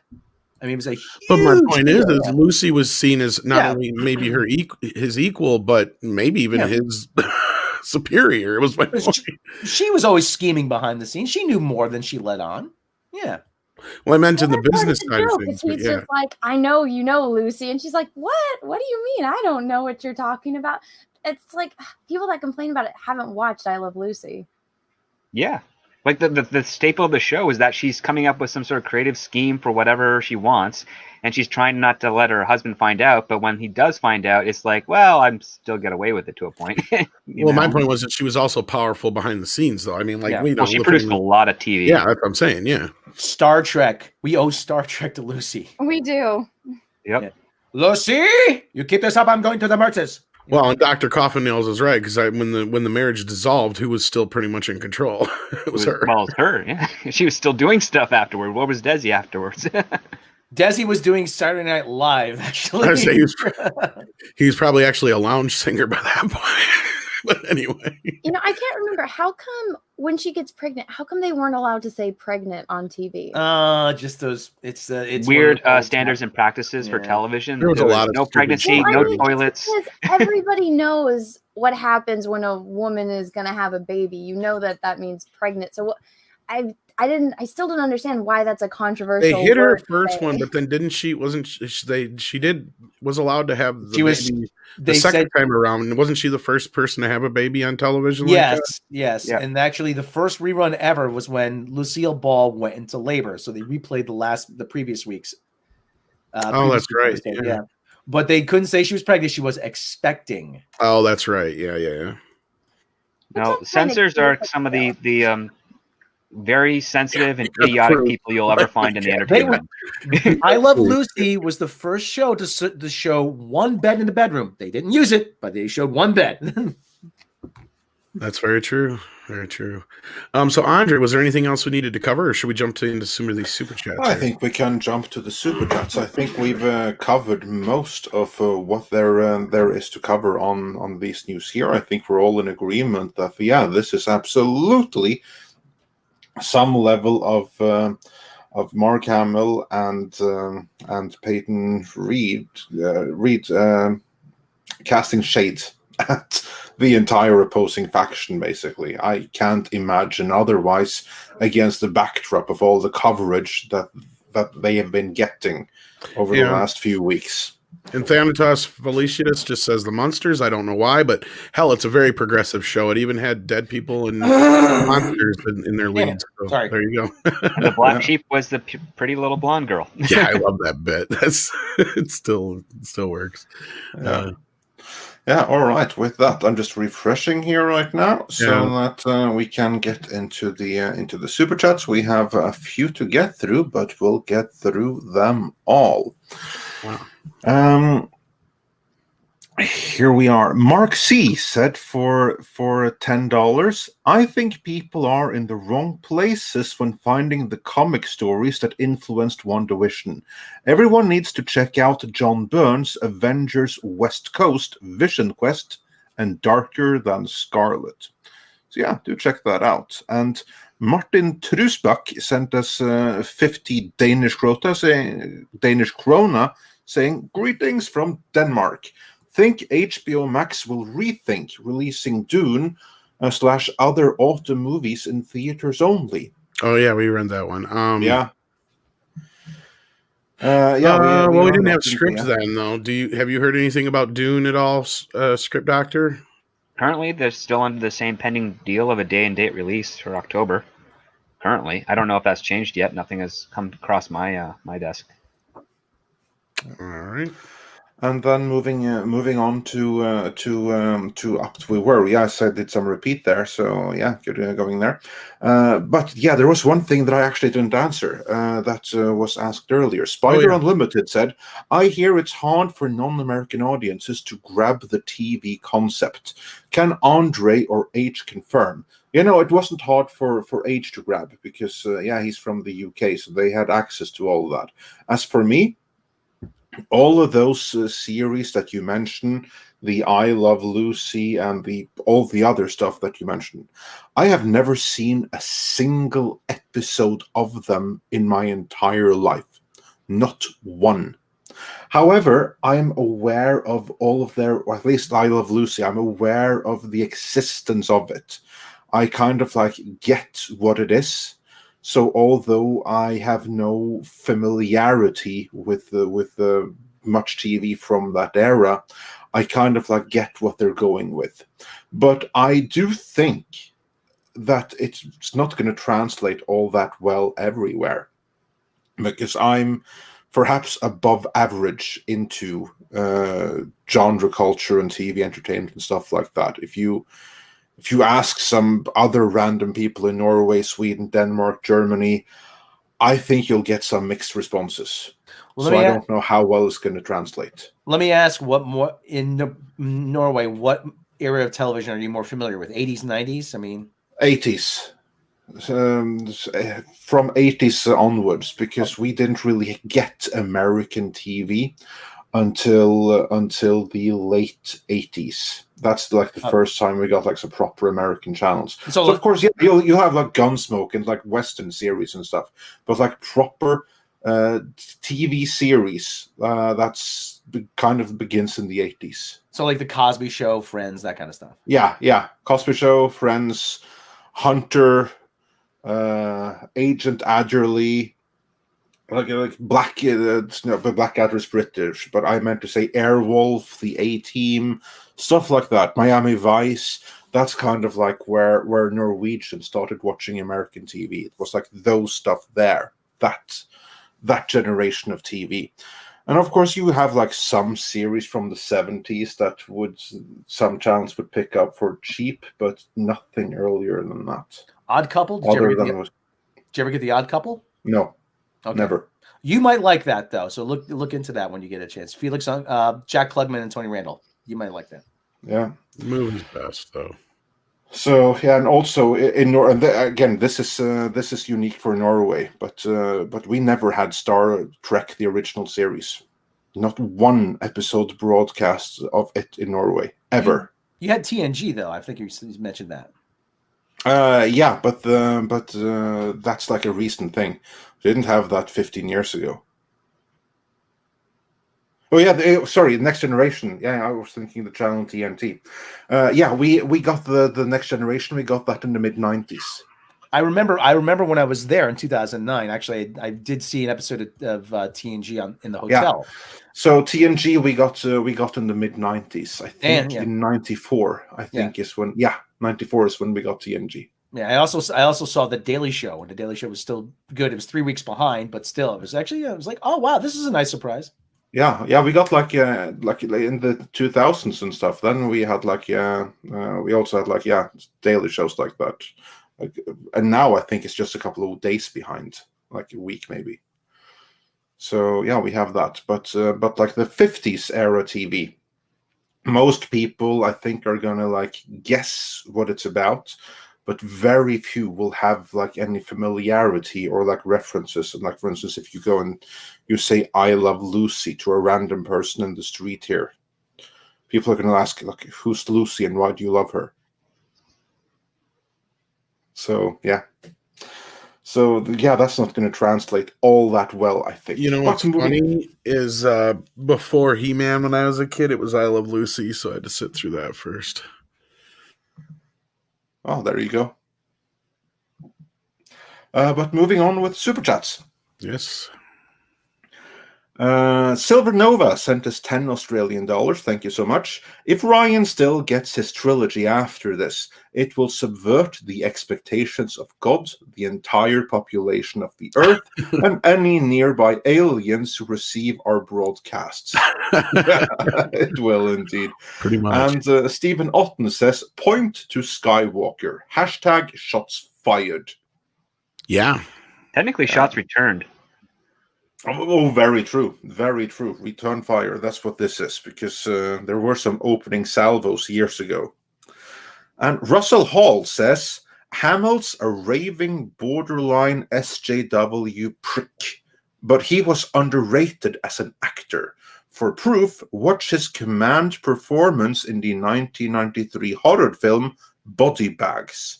I wasn't familiar with that one, but yeah, do check that out. He's also pretty cool in a Swedish movie that he's in, Commander Hamilton. Check that out if you can.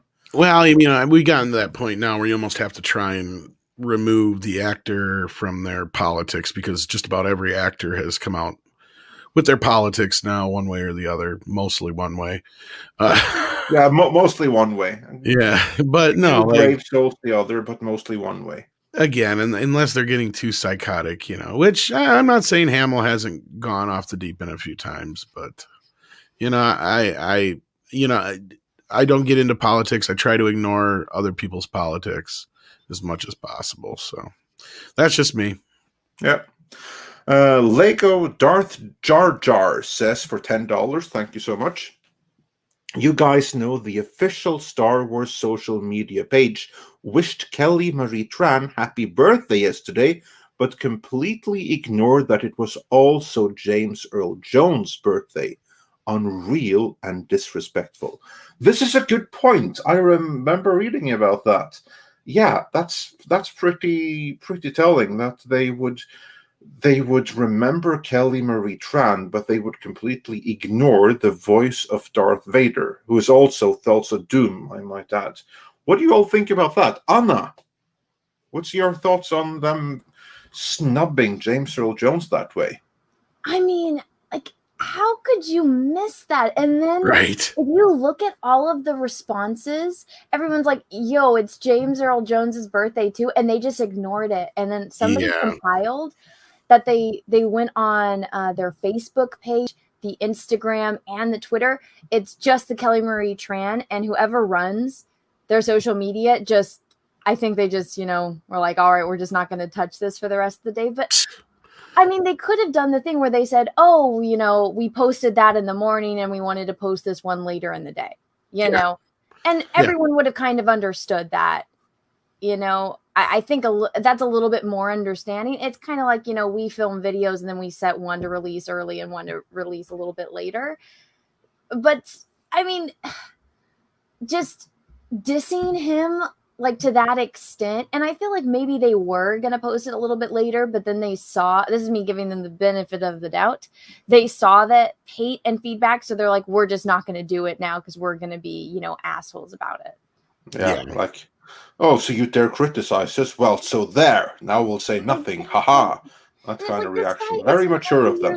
That's a big, that's a big birthday. And you're not even going to acknowledge it. And it's like, what did Rose Tico do for Star Wars? Not much. What did Darth Vader do?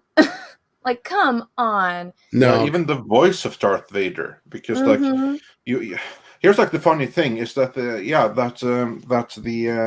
actor behind the suit, he was persona non grata there for quite a few years as well, and now they snub the voice. Then they've snubbed Darth Vader pretty badly, haven't they? Both the man behind the mask and the voice added on top afterwards. So yeah, good going. They evidently don't care too much for Darth Vader. But they'll bring him in when their movie is, probably going to fail. So they bring him in for like 7 minutes to make $1 billion. I was just going to say, they'll remember him just fine when they need him for Obi-Wan series to do the voice. Yeah. Yep. Yeah. Well, let's see if he remembers them. Script. Yeah. Any thoughts do you have on that? How could this be? Was this a deliberate omission, or did they just forget? Well, I think it just seems kind of ignorant because isn't Kelly Marie Tran off of social media, so she'd never see it? Yeah, that's a good point. Good point. She'd probably hear from someone though that they tweeted something to you. Yeah, but it's so ancillary. I mean, the thing is, like, if I was in charge of the account, what I would do for the birthday stuff, I'd be like, okay, whose birthday is it today that's part of Star Wars? And then I'd make sure all of them are in a big tweet and then do subsequent tweets to focus on each individual ones afterwards. Because that's kind of what you do. Because I don't think there's really anyone that actually has a personal gripe with Kelly Marie Tran, like, initially. Like, she was given a role. It was not a great role. I mean, when you're told, hey, you're going to act like Rian Johnson in The Last Jedi, and be all doughy-eyed to Finn, you kind of have to roll with it because it's a paid gig, and it also could lead to more bigger and better things. And she's doing well as an actress. I think she's a great actress. She's a beautiful woman. And but the thing is, like, why would a franchise highlight only her and not the other people that are involved? It just bewilders me. I think the person running the account is probably just out of their teens. And doesn't know much of the history of what they're responsible for because it's very ignorant. Yeah. A script before we move on, real quick, because you mentioned something like a parallel between Finn and Rian Johnson or Rose Tico. Like, take us through that parallel from your perspective. Well, I mean, I understand that the general one is that Holdo is Kennedy and Poe is Rian Johnson, but the thing is those two butt heads a lot, and my understanding from the set stories is that there was no conflict between those two. If anything, everything was cooperative. That's why it's his fantasy. Maybe it's his fantasy, but the other part I'm looking at it is, well, Rose Tico, what she wears and her haircut and the way she holds herself is just like how Rian Johnson holds himself.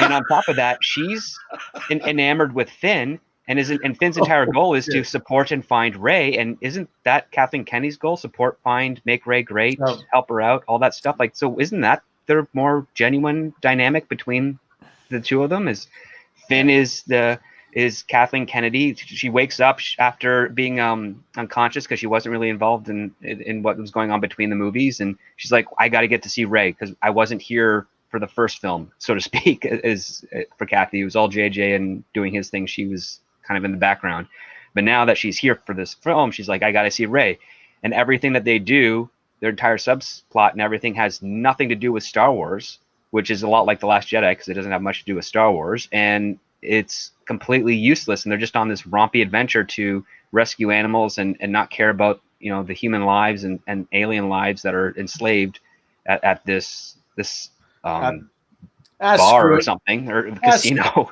Screw those kids. They got to learn a skill anyway, you know? Yeah, exactly. It's just I just feels like it's a stronger parallel between them, because even at the end, you've got Rian Johnson saying his message and before kissing Finn, you know, which is this, don't fight what we hate, but save what we love. It's like, that's what a director would say. And that's, you know, what Kelly Marie Tran's being forced to say. And, you know, just that nice little kiss. It makes sense.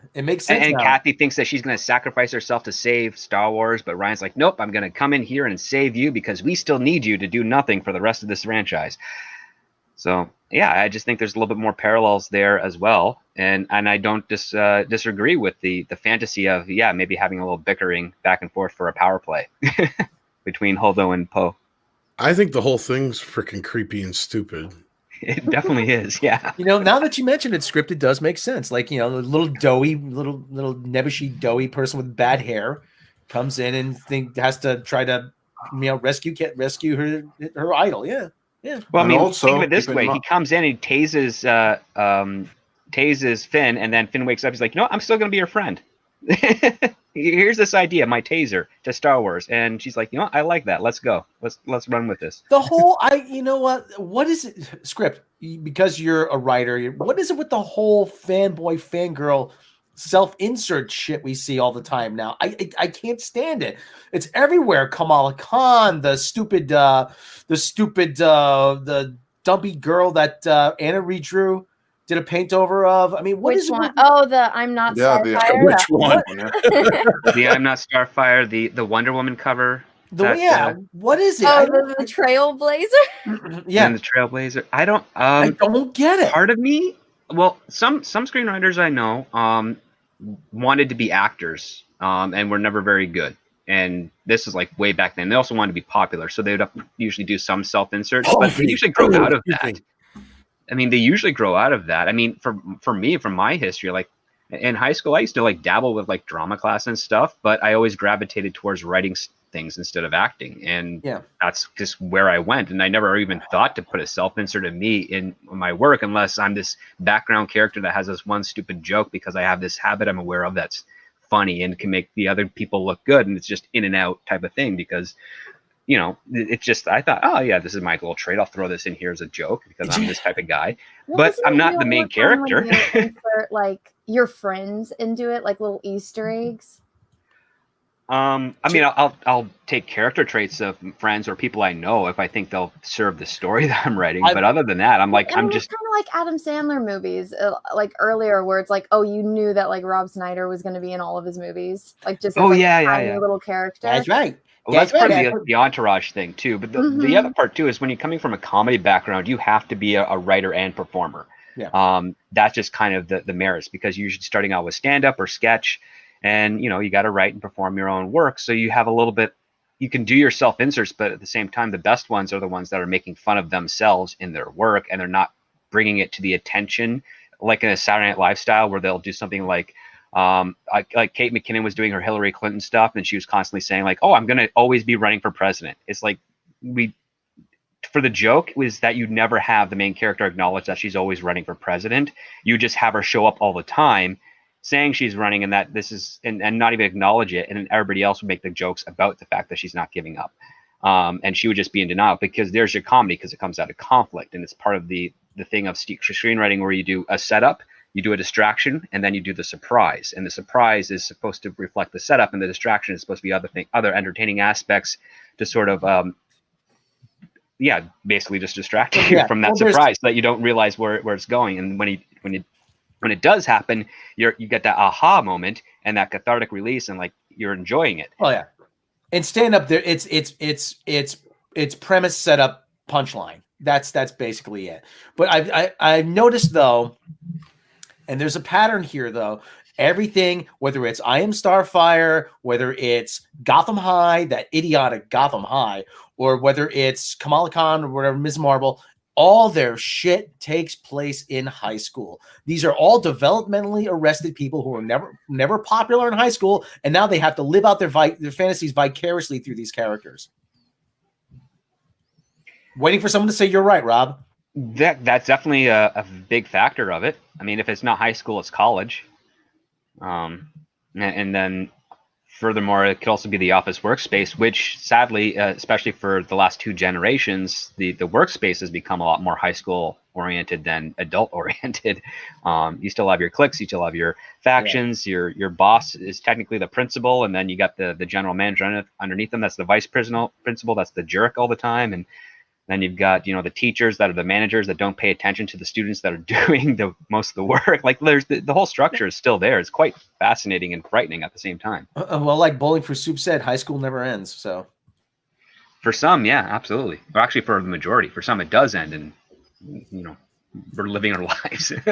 Well, that's kind of like, for many, that's like where your personality matures, and that's kind of the level where they mentally are stuck as their body ages. So like they may be 50, but inside of a 50-year-old's body, you still have a 16-year-old. Yeah, because I mean, it's an easy framework to show a dramatic change in a character, because high school and college are the times of our lives where we really do the most significant changes, not just physically, but also mentally. We lose our innocence in those periods. Yeah. Then you get a guy like Al Bundy who's still living up 4 touchdowns, 1 game. So. Yeah. Yeah, indeed. All right, let's carry on from there. I think that was a pretty good discussion on you got on your Star money, Wars but, Twitter, yeah. Ignoring James Earl Jones' birthday. But yeah, we tend to spiral. And Matt G has a question for you, Anna. Is Cecil okay after his nieces beat him up? You know what? He deserved it because he's a sober idiot right now. Oh, shit. So, and everything they said in that thing was true. He is a jobless loser that hasn't produced cash grab yet. He's also sober. So yeah, he's fine though. I thought he paid them to beat him up so he didn't have to do cash grab. That was my thought. Cecil didn't have money to pay children with. Like kids now, they want a lot of money. You can't just bribe them with $1. They want like 20 or like 100 now. But Cecil has survived. He's fine. He's still not drinking, and he's useless. So only for 13 more days. You had to bribe kids with a PS5 now to get anything out of them. Basically, yeah. I don't think Cecil can afford a PS5. Let alone 2. Because they want 1 each. They're not going to share. Moving on from there. Yellow Flash says, thanks to the Five Below store, we can finally say what the Last Jedi is truly worth. About 5 on a clearance rack. So there you have it. The market has spoken. And M Tax Shark says, great show. Hamill is as woke as it gets, though. He only jumped in to protect his character and himself. Yeah, but let's just take that then, shall we? See, and he still has some good in him. And Tonners to Tree says, Hamill does what he has to not to get blacklisted. He's not hating on white men. That's the woke extreme that's too common. And Cajun Bowser says, case in point, every game developed will have the president and or CEO of the development studio as the executive producer of the game, in reference to what we said earlier about Kathleen Kennedy and what her executive producer actually means. Again, it's a participation award for her title. And Now White says, Willow is family favorite, just give Ron full control. Yeah, well, bad news on that front, wasn't it? And HG Latin Boy says, Star Wars Twitter gave Kelly Marie Tran a shout out for her birthday, but nothing for James Earl Jones, even though he turned 90. Do you think that we covered that already? Yeah, we did. Yeah, so I don't know what more we can say about it. Other than I'm convinced. I'm convinced the guys running the social media Star Wars stuff don't know who James Earl Jones is, and just think probably they probably think it's just Sebastian Stan under there. You know, oh, just another white guy under the suit. Probably they probably thought he was white. So, not Sebastian Stan. Not Sebastian Stan. Sebastian Shaw. I'm sorry, my mistake. Yeah. Either way, in any event, I honestly don't think that they knew, that they cared, that the people running the social media thing there right now are so useless that they probably might not even have been aware. Tonnerster Tree also says, "Sorry guys, was thinking of Gary Kurtz, who passed." Oh, did he think Ben? Either Ben Burr or Dykstra. Ben Burr's still alive. Yeah, all the other names we mentioned are still alive. Dykstra's a little iffy though, because he's not easy to work with these days. Yeah, he's getting up there. Yeah. And Mr. Tickle Trunk says, Peter Griffin, hey, check it out. It's another woman, probably the other one in the galaxy. Lewis, I don't like her. Family Guy Star Wars. Yes, you had an exchange like that there. That was when Mon Mothma was introduced. Yeah. And Russell Hall says, when is Preston Poulter getting a trilogy from KK?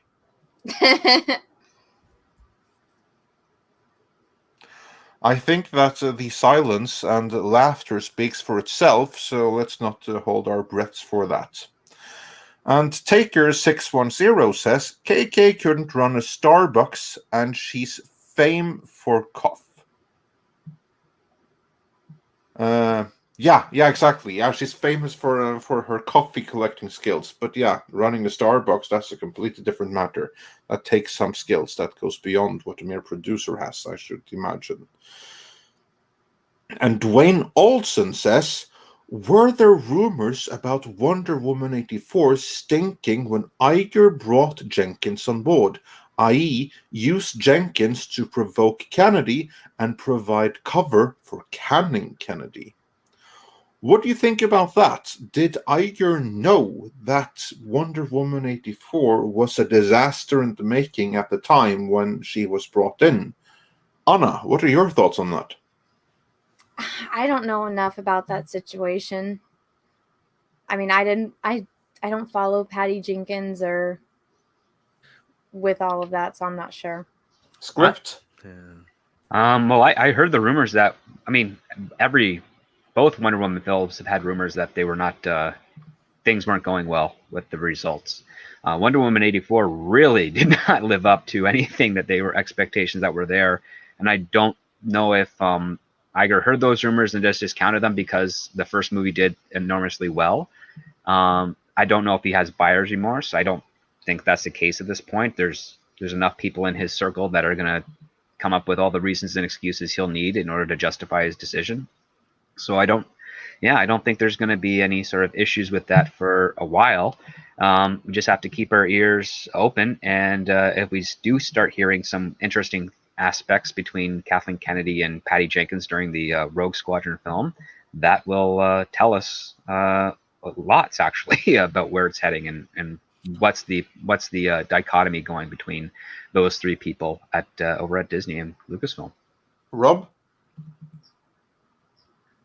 I gotta think that Iger heard something, but again, this is a perfect way to tie KK's hands and to force her into making a decision she doesn't want to make, or suffer through the consequences. Tom? What was the question? You're turning into me now, Tom. Yes. No. It's like, did Bob Iger know that Wonder Woman 84 was a disaster in the making when he got? Hell no, hell no, probably not.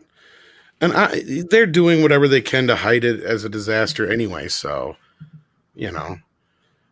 I seen it as, again, I was just going off of an idea in my head. I don't have anything to support that, but we all know that to make a movie, they have to go through, Bob Iger and stuff like that. That's the one thing that has to happen. And to me, I've just seen the track record, and as Anna's pointed out, she has had ample opportunity to hire female directors, and she hasn't yet. So here's one all of a sudden, and it's a big announcement, the way it come off and everything. It just, to me, it felt like, yeah, this is Bob's doing, because he was real heavy duty on Captain Marvel, and I'm sure he paid attention to Wonder Woman, and I'm sure it would. Come on, here's another thing. Script. I'm sure you know what it's like in Hollywood. It's kind of a big get when you can steal from one studio to another to get their director, right? I mean, come on. It used to be, yeah. I mean, now it's a little bit kind of common practice. You go where you want to. I mean, I remember when things kind of changed up. This is before my time I got in there, but I remember when Halle Berry, who is part of the X-Men franchise, walked away to go do Catwoman out at DC, and a lot of people were like, "Whoa, you can't do that," but she could. And then other people started following in suit, saying, "Yeah, I don't have to show any sort of loyalty to the studio. I go where the money is and the best deal is." And that's kind of been the norm for, I guess, almost 20 years now.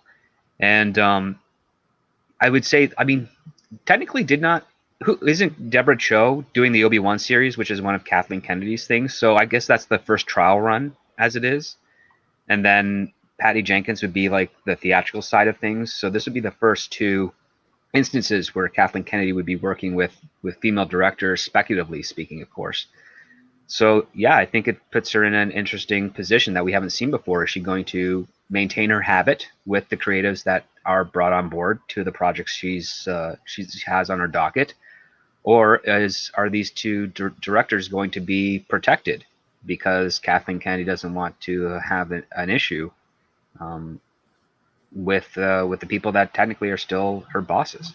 Well, isn't it funny, Script? Because I totally forgot about Deborah Cho, but isn't it funny that a man or men brought her in, not Kathleen Kennedy?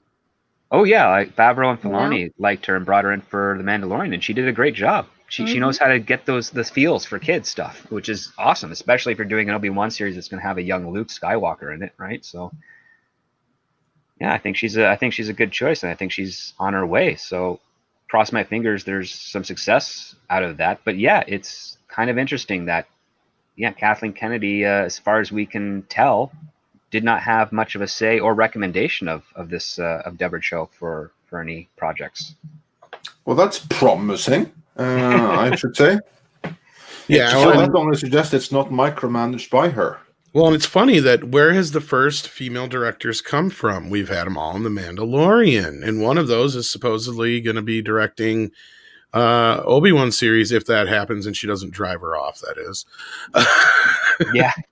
Deborah Chow, of course, but also Bryce Dallas Howard was also directing on The Mandalorian. So Jon Favreau got female directors in Star Wars before she did.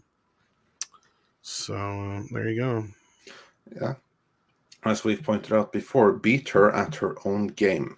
But moving on from there. Joe Pat 87 says, lust Roman argument, appeal to emotions, hence istophobe. While 2-inch Kinnell says, hail all, shout out to drunk 3PO, and hey Anna. Hey. So yeah. And Richard says, do you guys think they will remove or minimize the religious tones from Dune? If they do, I believe it would ruin the story. I don't think they're going to emphasize too much on it, but they won't remove it completely. Now, Script, what do you think about that? Oh, I mean, I think they're going to be there. I just don't think they're going to be as profound. They won't be in the forefront. No, and I think, and even with Dune, I mean, at least it's been a few years since I've read the book, but I remember all the actions and stuff, and the religious allegory did not seem as profound early on in the book until you get much later, and that would probably be later in that'd be the second film I would most likely. Well, they didn't really shy away from too much. There was a lot of religious aspects in Blade Runner 2049, wasn't there? At least some. I don't think he'll shy away from it too much. Do you guys? I don't really think so. Maybe. I don't think he'll be shy, but I don't think it's going to be dominant. But it's definitely not going to be ignored. That's for sure. It's not going to be ignored. Yeah. I don't think so. I really don't. They might, but I don't see why they would. Yeah, no, it's absolutely a part there. Like, one thing that I know will be emphasized is this whole thing about basically the Fremen's religion being not necessarily planted, but the Kwisatz Haderach, like that, the Messiah myth is something that was planted. That's going to be a subplot that will be brought to the forefront.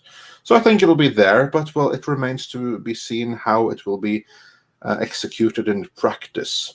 Anyone else want to chime in on that? Anna, any thoughts? Any requests? I don't remember if you like Dune or not. I do like Dune. I mean, you kind of have to have the religion in Dune because that's a huge part of it. But are you meaning like bringing in real world religion into it, or just like the religion that already exists in that universe? Well, there are some parallels between real religion and the one that exists in that universe, and I would imagine that it's not going to be in the forefront, but it'll be there subtly in the background. So it'll be interesting to see. It'll be very interesting to see. Moving on from there, Nal White says, rich white women in their 50s didn't work, but my black grandmas worked in a shipyard and in World War II. Another was a chef. My white friends' grandmothers worked. Yeah. Well, if you're going in the World War II era, definitely women worked. My grandmother assembled bullet casings at the factory around here. So, I mean, yeah. Well, I mean, I remember my mom didn't have to work until probably about mid-'80s. That's when she first started working. So, yeah, like there's been ups and downs throughout history where, and then you had the men coming back from war, and then a lot of women were put out of work for many years. So, yeah, it was a tumultuous time, that's for sure, but definitely. And Tonnerster Tree or rather, he asks, will Dune be on HBO Max? And the answer is, of course, yes, it will be on HBO Max. The real question is, will it be on HBO Max day and date with the theatrical release? Script, how is that shaping up? Still looks that way, I think. That's as far as I know. If that's changed, Seth, please, anyone, feel free to let me know. I mean, I don't talk about that type of stuff on my channel, but I'm always curious because I want to see Dune. If I have the means, I'll totally see it in theaters.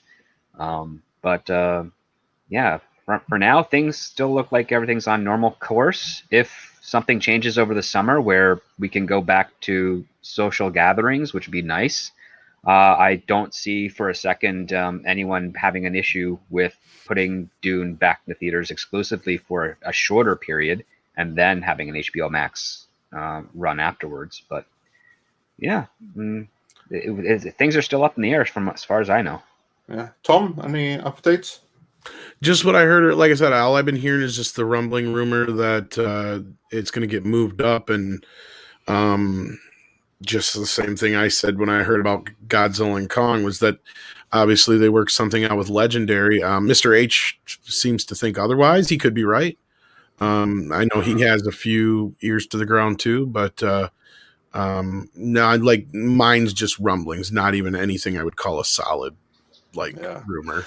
I'm a little bit with Mr. H on this one. There was a time when it looked like Dune was going to be her earlier and straight to HBO Max, whereas now the rumblings I've heard also say that it's probably going to be later, have a theatrical window before HBO Max, and the trade-off for that was Kong vs. Godzilla coming earlier. I don't know if that's accurate, but I've heard rumblings to that end myself. So yeah, we'll see how that plays out. But those are two movies that Warner and Legendary, or I should say AT&T and Legendary, have been fighting over. Well, both probably could be true in a sense that, and again, just speculating. The moving up part might have nothing to do with HBO Max, but maybe they're planning on moving the movie up to a summer release in theaters, and then it would be in the fall on HBO Max. That could be. Yeah. Could be the case. I mean, I think they're moving it. If they are moving it up, speculatively, it's probably to sort of hit a gap that that would be between Godzilla and supposedly Black That's Widow. what I was Because I'm pretty thinking. sure that's going to have a similar Disney Plus, HBO Max type of thing going on. That was what I was thinking too. And not only that, Batman's probably going to get delayed and stuff. And what else did they have for big summer movies this year that I'm trying to remember offhand? Well, Batman was next year anyway. Is it next year? Oh, okay. Yeah, I thought it was Batman's next year. year. Okay. Snyder Cut's 4 hours sometime this year. Oh, that we just heard about. They're not going to, I guess they're not going to do it as a series now, all of a sudden. That's a weird decision, I think, if they're going to Henry release that in Cavill. one go. You know what that tells me? That they don't think that it has like the Mandalorian potential and that it might not work out so well for them as they hope. That's what I take away from that. You're saying that people might not come back for week 2, 3, and 4 after the first hour. Yeah. Just have Henry changing in and out of his suit every episode. Well, you know, the sad part about that, Anna, is that he doesn't even show up to what? That's 2/3 way into the movie. What? Yeah. Don't you remember Justice League? I try to forget it. What?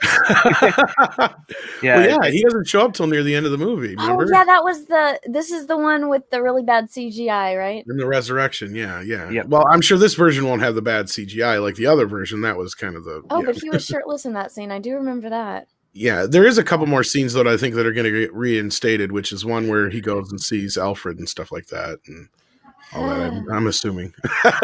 Listener, There's going to be only new scenes that you haven't seen before, because virtually every single frame of footage that was in the Justice League that was released was reshot by Joss Whedon. I don't know how true Whereas that the is. one, oh well, certainly whenever they had to CGI his face, and that was nearly every single scene that he was in, that was a newly shot scene by Joss Whedon. Whereas the scenes filmed by Zack Snyder are largely unseen outside of stills. So yeah, you'll get some. I've seen brand some new footage scenes. already, and it's the same footage almost, but it's just different color timing and stuff. Well, the other part too is that Zack Snyder's intention was a 2-part Justice League film, each film around 2.5 hours. So he's kind of shortening up his own Justice League for the 4-hour cut. And when you shoot something that's intended to be 5 hours long combined, you're going to have a lot of leftover stuff that's not going to be seen when you cut it down to like a 2-hour film with a new director. So we'll see how much different it is. I don't know at this point, but I'm curious. Yeah, I certainly think it's like a weird and mildly troubling thing that they've gone away from the miniseries thing. But, Yeah, it does seem weird. I'm not sure that's good news at all. But I did hear, like, not too long ago, they're going to release it on 4K Blu-ray and all that stuff at the same time, too. That I took for granted, so I wasn't worried. Well, I about figured that. they would, but I figured they'd wait till it was all dropped and then they would release it. But Yeah. I thought I heard something where it's coming out day and date. So I don't know. Yeah, well, that would surprise me because that would undercut HBO Max. That would, yeah. Well, that would make also sense to me. kind of shows maybe HBO Max isn't doing nearly as well as they're hoping either. Yeah. I mean, they got their boost from Wonder Woman. It wasn't How as much? big as expecting, but that's Did a you hear little bit. numbers? I think it's like 8 million. That's it? Yeah. Ooh. That's not good. That's not good at all. They were probably hoping for 5 or 6 times that. I don't know, but again, that's what the entire 2021 slate is for like one to tag in for the other, and it's going to have a cumulative effect. But yeah, that's not much for Wonder Woman.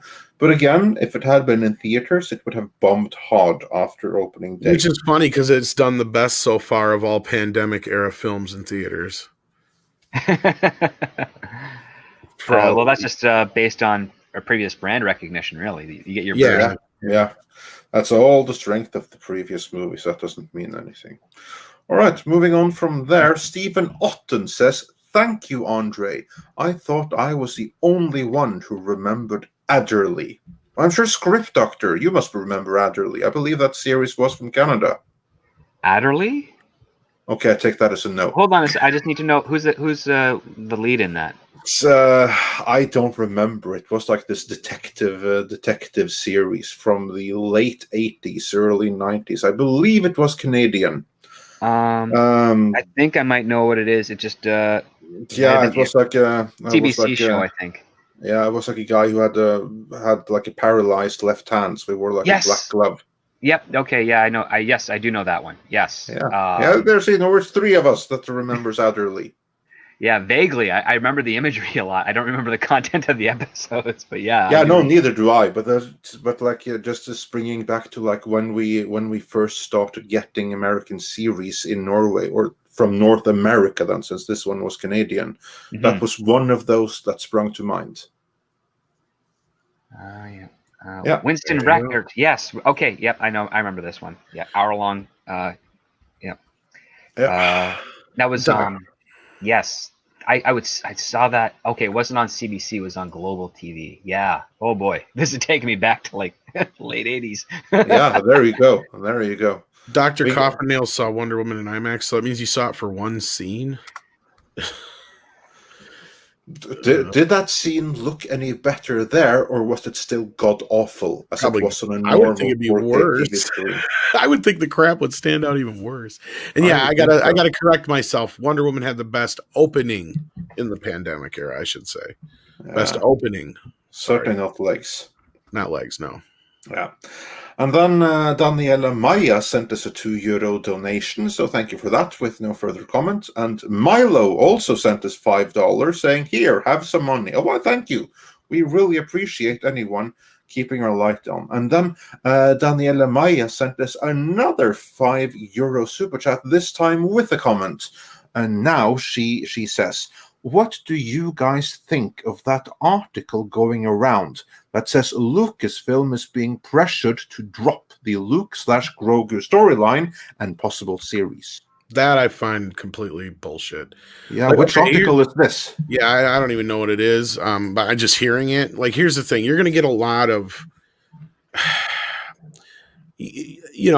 I'll say this: not everything we hear, obviously, is 100% accurate all the time. We know this. That's why we try to vet everything. And just the same goes for the Uber, other side news too. And we see the same thing in the Star Trek community.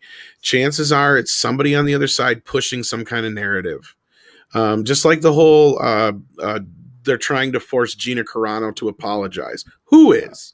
Yeah, that's also BS. That's the big question. Like, and what universe? Maybe behind this? Yeah, they.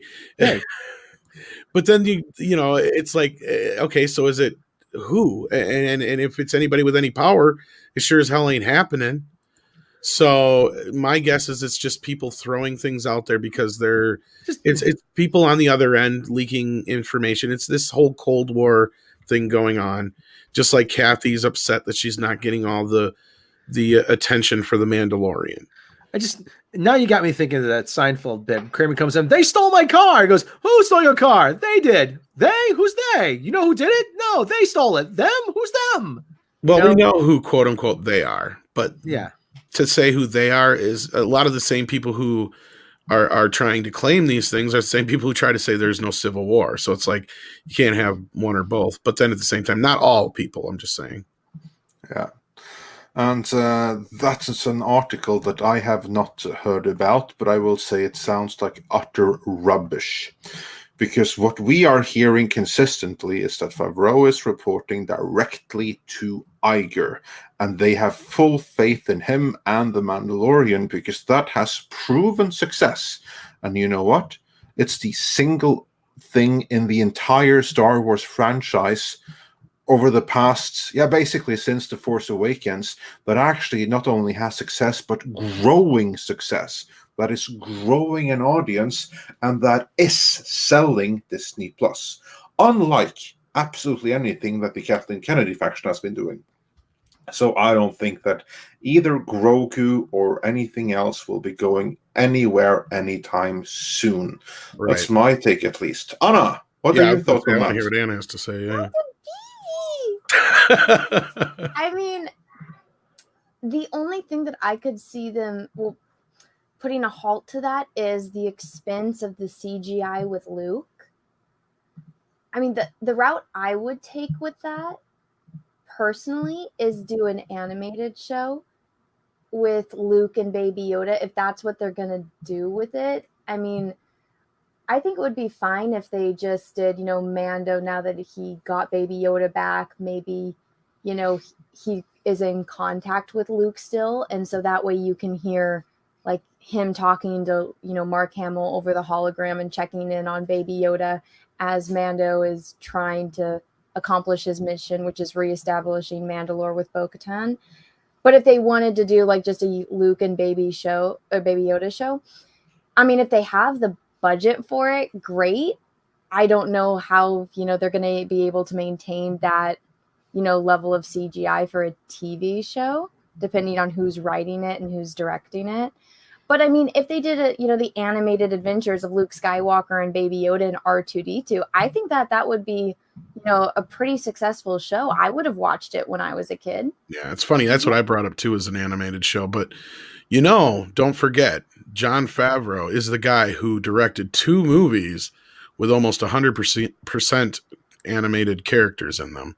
Because he wasn't sitting there with a stake trying to get lions to act. Yeah. Oh, those ones. Oh, that is true, but that's a movie, you know. I know. My question is, how much are they willing to invest in that type of show, you know, as compared to just having, you know, cameos every now and again. But if they did, you know, the Adventures of Luke and Baby Yoda and had it animated, I mean, that's a way to sell toys. That's, you know, a way to get around the expense, and that way you can, you know, budget, you know, give Mando more of a budget, as well as the Boba Fett show and the Ahsoka show and what the Gina Carano Ranger show, but then also have like a fun thing that little kids can watch. Because also sometimes it is kind of hard to convince a little kid to watch a real life movie. Like my stepdaughter, she's 10, and it is kind of a mission to bribe her into watching a real life show instead of an animated show. Well, what if they did like a Jedi Academy kind of thing where Luke was more in the background? Because, and honestly, I think they'd be better off using deep fake, but I don't know if they will. But what'd you say, Anna? I'm sorry. Oh, no, I mean, they could try, but I think you have the shows that are for adults, but do they the whole argument is, oh, it's for kids. Star Wars is for kids. But what do they have that's a kid's show now? Bad Batch, I guess. Visions. They were like I said, Star Wars is for kids, but yet didn't The Last Jedi win some kind of award for the best mature movie or whatever it was? I don't know. If it won any awards besides Razzies, I'd be surprised. Well, that's not true. Have Luke still be live action and, you know, cameos throughout Ahsoka, Mando, Rangers, and whatnot. That way it's more special when you get to see him and it has more of an impact. And then do an animated show, and then that way Mark Hamill can, you know, be Luke again, but voice act him. And then, you know, people that don't want to watch cartoons, because there are some adults that they don't want to watch cartoons, they still get to see, you know, Luke in all of these live action shows, but then also the kids get to see Luke Skywalker and Baby Yoda in this cute animated show. And, you know, they can go simultaneously and not, you know, if you miss out on the animated show, you're not missing any of the plot points in the live action. It's just that extra little added bonus, and vice versa. That's kind of what I was figuring, that you'd have them pop up here and there in cameos throughout these other series. And then if they really did want to concentrate directly on Baby Yoda, that they'd probably do a younger and like a show aimed towards younger kids. Like the Pixar shorts. Exactly. Yes. Every Mandalorian episode or something have, you know, Baby Yoda doing his little thing, and then have Luke in the background going, Grogu, what are you doing? Or something like that. You know? Who ate all my macaroons? No, There's a way to do it, but will they do it? Probably not. But that would be, if I was in charge, that's the direction I would take. It would make the most sense, especially now that you've kind of ended his story, and unless you're really going to dive, like you said, head first into this idea of a Luke training Baby Yoda series, that's probably the best way to go about it. I don't know what anybody else thinks, but yeah, no, I feel like that's what would probably happen if they do anything with it. Well, I'm also thinking about toys, because I mean, I've been obsessed with toys since I was a little kid, and I mean, you get the live action Baby Yoda stuff, but you know how cute you could make an animated show with Baby Yoda. Well, yeah. Well, even if you get like the Bruce Timm style animated show with Luke and Baby Yoda, and then you can introduce all these other Jedi. And I've been saying this, I'm like, just do the baby stuff. Get baby Wookiees, baby Mon Calamari, get all of the little babies, Grogu's with all these other little babies. And yes, I know it's ridiculous, but do you know how much that stuff would sell? Well, right here. You're talking like a Muppet Babies take on Star Wars? It is, yes. These here are an animated style. See? Okay, but those aren't as cute. No, but like, you know what they remind me of, and I think they're based on? Somebody did Baby Yoda and Chuck Jones style animation, and that's kind of what they reminded me of. There was already a guy, Gendy Tartakovsky, who did Clone Wars. He's already got some Star Wars experience. Bring him back. Oh, I hated that style though. Yeah, but still, it might. That's not cute. No, it wasn't intended to be cute. So it'll sell. It was supposed to be like Samurai Jack, but he's got a broad range. He can do a lot of stuff. Oh my god, could you imagine Baby Yoda, but like drawn like the Powder Puff Girls? I've seen your reaction to Baby Yoda toys, and yes, I can imagine. Here's the Chuck Jones style. That's still not as cute as it could be. Like that looks more like a girl. Yeah, but it's all the Chuck Jones with the button nose, and look at the frog looks just like Michigan J Frog. Look at the expression on the frog's face. Oh shit! Remember when Puss in Boots was on Shrek and he did the big kitty cat eyes, and it's like, so cute. If they did, like, could you just imagine Baby Yoda and looks like no cookies, and Baby Yoda does the big Baby Yoda eyes into anime? Oh, so cute. Baby Yoda's eyes are already default big baby eyes. I know. And just imagine him taking that to the extreme. It'd be so cute. Where's that? It would sell a lot. Okay, everybody who has headphones in, please turn down your volume. Sorry. No, because this next one's really going to make you go. Oh gosh, what is it? I know, he just wants the little thing. And he's so happy. Look at his eyes. He got the little shine. He's like, I'm going to get that ball. It's going to be my ball. Look at his little ears. The way they fall is so cute. Oh, I'm sorry. No, I just had to warn everybody that there's going to be some squealing involved because you're right. It lends itself perfectly to that kind of an idea. But yeah, that's kind of where I see it going too. All right. Getting back on track. Yes. To sum it all up, the Baby Yoda storyline isn't going anywhere anytime soon. But there's more people asking about that because other names were taken. Asks for €10. Hey guys, rumor has it that KK's position at Lucasfilm has just been solidified and that the Luke Grogu storyline is under existential threat. What's your take on that? And then I wonder, where is this rumor coming from? Because this makes absolutely no sense. I mean, did Mike Zero put you all up to this or something? Mike Zero wouldn't even say this. This is what I'm saying. This sounds like a counter narrative coming from the KK camp, and I've been seeing it. I've seen it very active lately, and it's very, very calculated, just like the Star Trek stuff, just like the Doctor Who stuff. And that's where I love the camaraderie I see even within our own community about, well, is there this division or isn't there? Yes, there clearly is, or we wouldn't be having the KK bots out. Like they are out in full force. I've never seen them before. They're definitely not. They're not the same as the TLJ supporters. Anybody else have anything to say or notice anything like that besides? Well, no, I think maybe this is I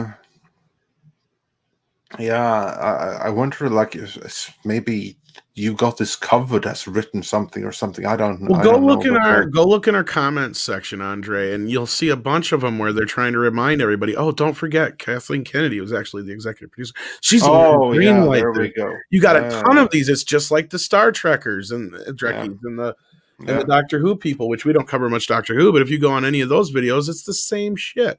Yeah, I mean, I think anything that we can understand is that since Disney has made no effort to promote a possible replacement for or successor would be the word they would use for Kathleen Kennedy, where no one's going to really be, she's not really going anywhere. She doesn't have to go anywhere yet. So, I mean, I don't think anything's locked. I just think that, until they can find someone who wants to, who first and foremost wants the job, and second can do the job to the expectations that Disney needs. I don't think she's going to be leaving anytime soon, but I don't think she's going to be there forever. And I don't think she's going to be there permanently. And I don't think her contract is going to be renewed, but if anything, extended or another type of soft deal would be put in place at best. But yeah, I don't think there's any permanence going on yet. Yeah, so I wouldn't worry about the Grogu storyline being under any kind of existential threat just yet. Well, one thing we keep hearing too, and I want to hear Anna chime in too on this as well, is unless Rob has something to say too, but like the whole thing we keep hearing is she's more worried about Indiana Jones, and once that's done and out of the way, then she don't care. I've heard that several times now. It's the last straight white male she can humiliate. Well, not just that; it's her legacy. Let's be real. She wants to go out on a high note, and I don't blame her for that. I mean, who would? Well, no, she's got to start with a high note before she can go out on one. This is probably her last chance, right? Let's be real. Yeah, it's her last chance to do something. But here's like the thing: like her legacy is already irreparably damaged, and there's nothing that really can be done to fix it at this point. She'll be appointed to some boards, and she'll do charity work, and she'll be I'm heading the Me Too movement or whatever, and I'm sure she'll get another couple of lifetime achievement awards before she rides off into the sunset. I changed Star Wars. Yeah, you made it suck now, bitch. Check it out. There's a woman who actually says I'm right. Look at that, Stephanie Jack. Oh, we've had 2 today. Okay, 1 for Rob, 1 for Tom. Way to go. Yeah, not bad. We're knocking them out the park, Rob. Yeah, but I'll probably screw it up any moment now. So. Oh, of course. Yeah. Anyway, moving on from there. Pablo Papano says James Earl Jones was the voice of their favorite network, CNN. Yeah, this is true, actually, wasn't he? Well, yeah, they should have remembered him just for that. I believe. I think Anna's right. They should have just saved face and done it later in the afternoon, and then if they had to answer to anybody, just say, "Yeah, we just wanted to spread them out so there wasn't a bunch of attention at once." And going on the KK bots, yeah, PJ's in the chat of Orville Nation, and I just asked him about it too, and he said, "Yeah, he's noticed them too." So, and that might have been what Stephanie was saying. I was right about as well, because she also has a channel and talks a lot of Star Wars, so she may have had the same thing. Well, Lucasfilms are getting their rubles worth at those Russian troll farms, aren't they? Well, here's the thing. They do listen to us, guys. I've heard from more than enough places, and you even had Rian Johnson and a few other people admit that. We've even heard from Gina, who told, Jay that the same thing. They do listen to us. Well, no, even that High Republic author, he blocked me before anyone else did, and then he's still responding in that stupid chat. He did this passive-aggressive tweet saying, "If you show up in my comment section just to start fights and to call names, I'm gonna block you." And I'm like, I never do that, but all right. He admits to someone, because they said, was this preemptive, or like, did you interact with her? And he's like, no, I watched her videos and just it's not my thing. And I'm like, oh, so you watched my videos, did ya? Interesting. Yeah, well, just like that other. I knew who you were. Justina Irish blocked us after we did that show on her too. But you know who she did a blockchain on all of us. You know who she hasn't blocked yet? Who? Pope Bob Iger. A white man? His Holiness Pope Bob Iger. Oh, it's his fake account. Oh. Which he shouldn't keep telling people, but anyway. Oh, come on. People know it's me. Come on. And moving on from there a little bit further, but still on the same topic, 2-Inch Kinnell says, isn't it funny how they need the classic cast when they need box office? Darth Vader for Rogue One and Luke for Mando. Get a clue, Lucasfilm. Yeah, good point. And MT says for 15 Australian dollars, thank you so much. Sorry if you've already covered this topic. I've only just joined the stream. Yesterday you mentioned a rumor that the Loki show has gender swapped the actor. Is this reliable? Tell me it's not so. Tom, care to repeat? Sorry, I'm on the middle of a phone call. My bad. Okay, then I'll repeat it. Honestly, we don't know. What we do know is that Tom Hiddleston is credited for being in all 6 episodes in some capacity. But reportedly, there's a female Loki in 6 episodes as well. So exactly how that's going to play out, we don't know. but there's going to be some kind of gender swapping going on. That's probably likely. But that Loki will be permanently gender swapped, I think is less so. But we shall see. Remember what he did in Thor Dark World, where he was just pretending to be a bunch of other people? Yeah, I could see that happening.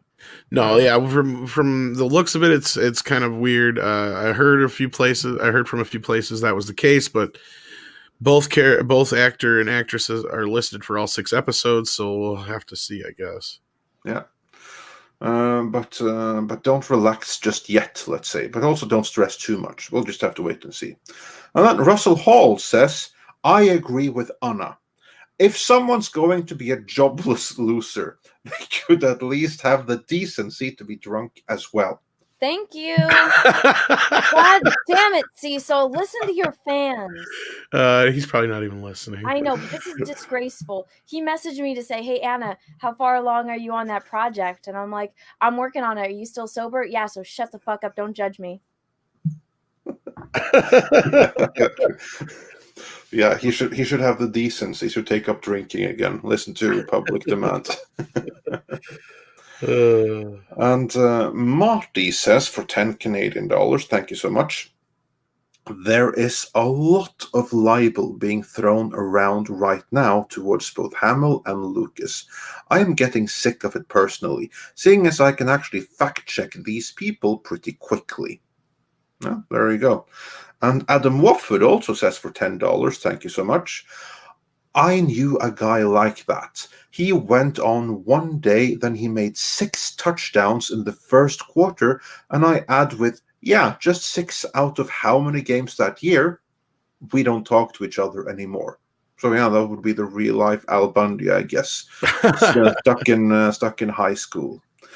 And Goose the Loose says, J.E. Jones got a birthday message on Facebook, but not Twitter. Odd. Yeah, that would be James Earl Jones. So yeah, on Facebook he got a birthday message, but not on Twitter. I had no idea. Was it from the official Star Wars Facebook, though, or was it just one of the fan groups? I don't know. Feel free to update us in the comments, Goose to Loose.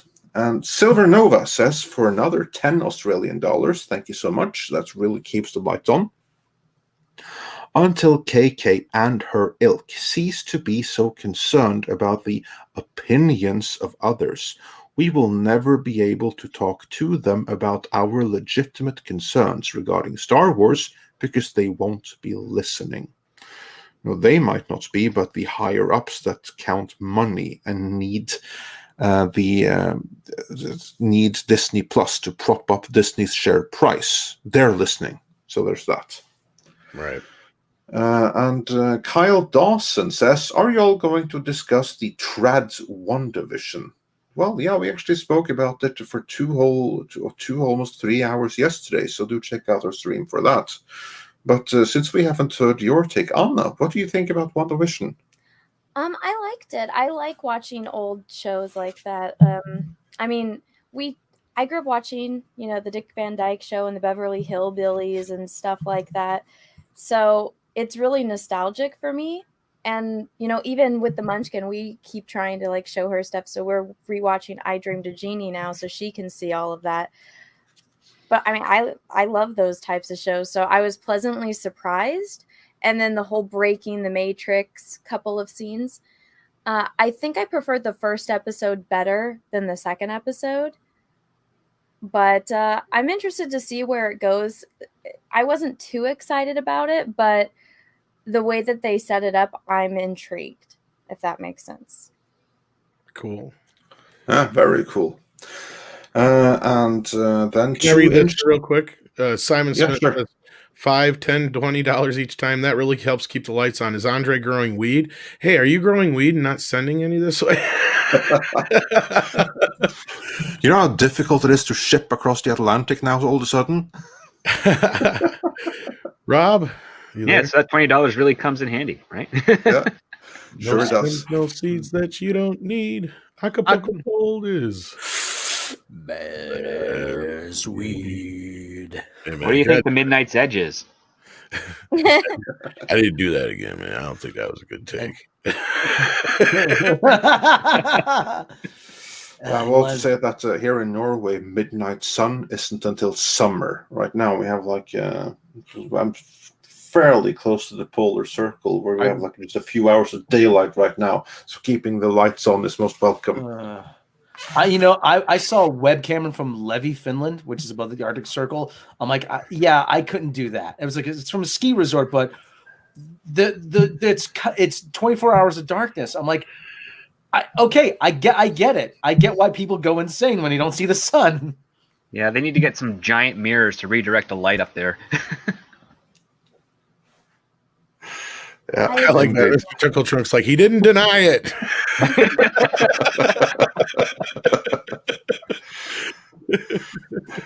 Yeah, well, as Rob just said, like it gets dark here in the winter. So.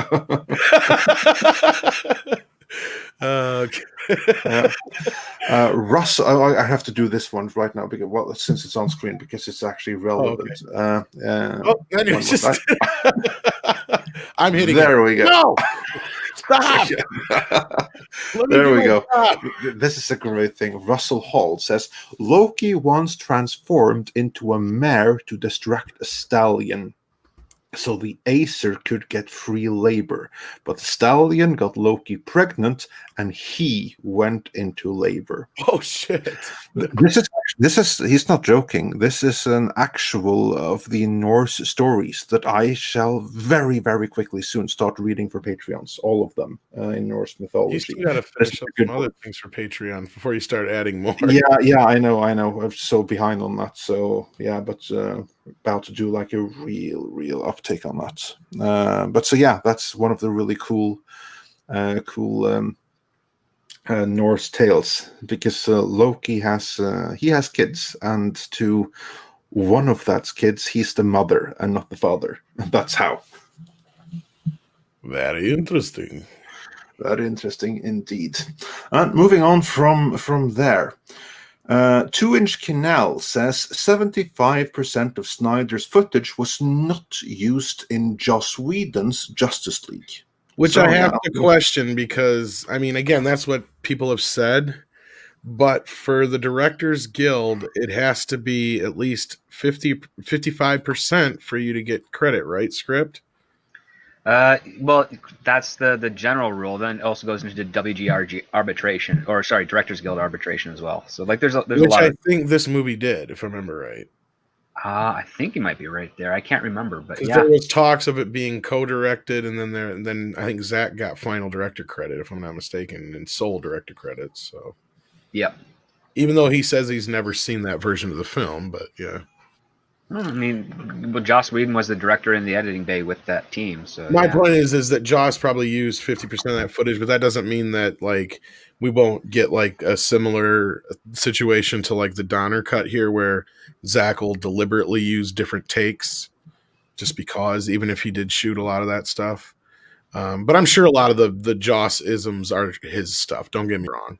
Like, we know, like, the whole finale was reshot. All the Superman stuff, I believe, was reshot, like Andre said. Batman doing the whole "Can you bleed?" callback. Yeah, you can tell. That's totally what Joss Whedon. Well, you can tell when it's different different Ben Affleck, because he gains like 10 pounds between shots. Yeah. Yeah, so it'll be interesting to see when we get the full 4-hour cut of the movie. I'm actually a little bit disappointed by that. I like the idea of it being split into a series, because it's not the actual Snyder cut we're getting, but rather the reconstructed rough cut, or like work print. That's like what we're getting. But yeah. Moving on from there, here's a good question. Mr. Tickletrunk says, what did the panel think about the Dune miniseries in the year 2000?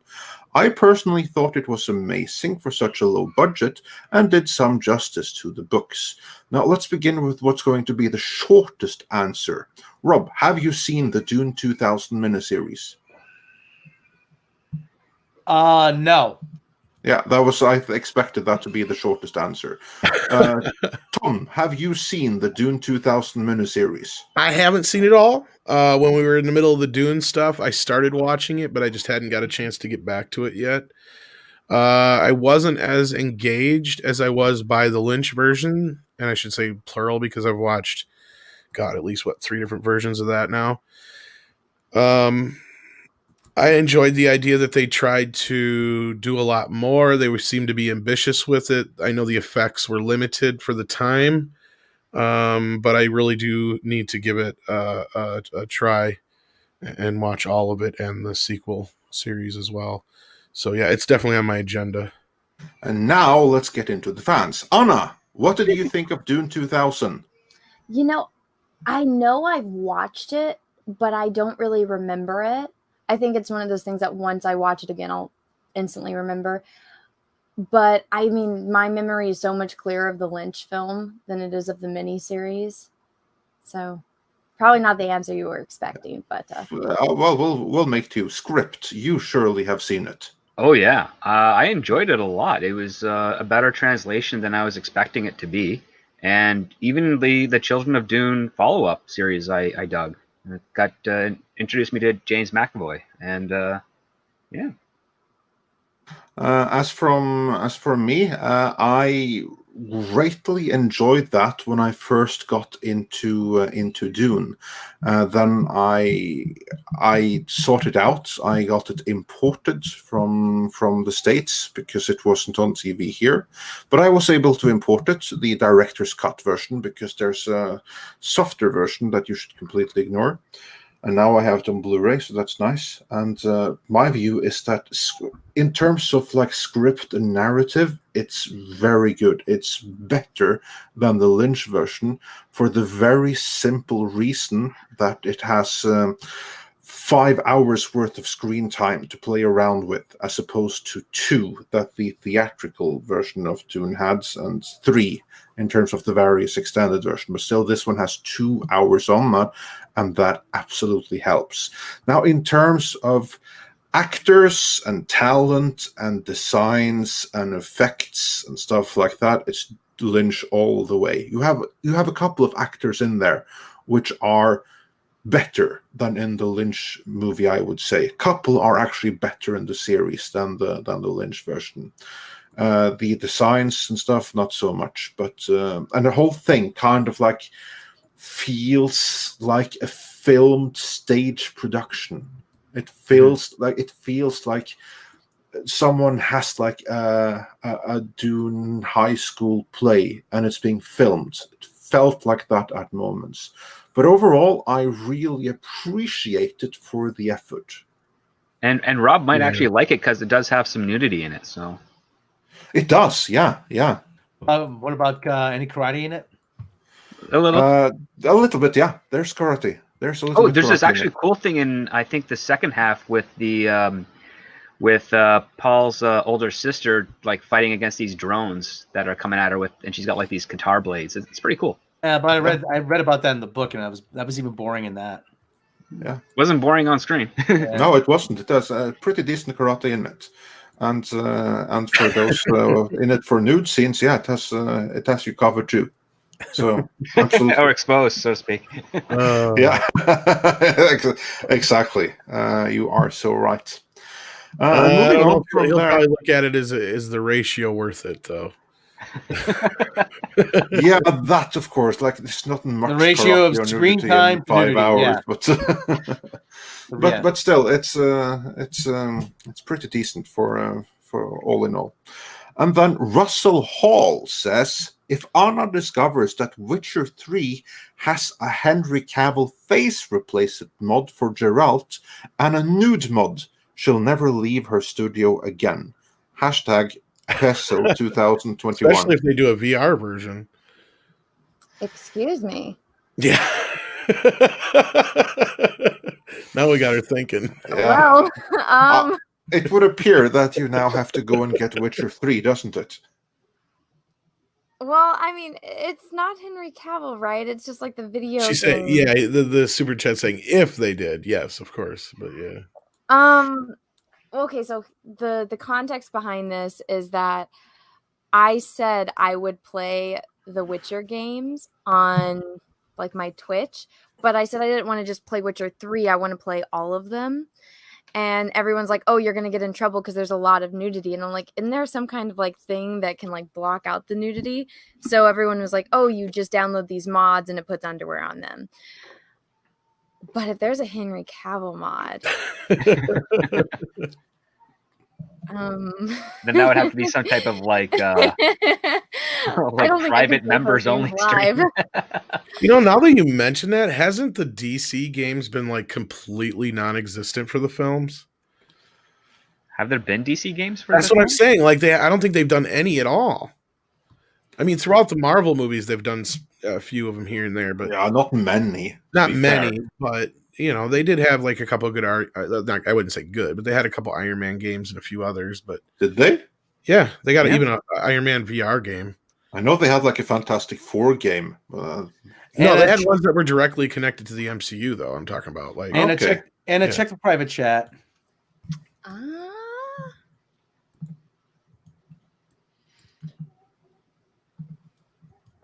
All right, I'm waiting for this to load. Oh, for fuck's sake! Oh God! What did you send me? What the hell? Oh my God! Oh my God. I think I just made her uterus explode. Well, I could probably show this in a. I need to see what. Oh my God! It's Henry Cavill. Just so you guys know what she's looking at here. Yeah, they put oh my goodness! This looks like Frankenstein. Jeez. This is different.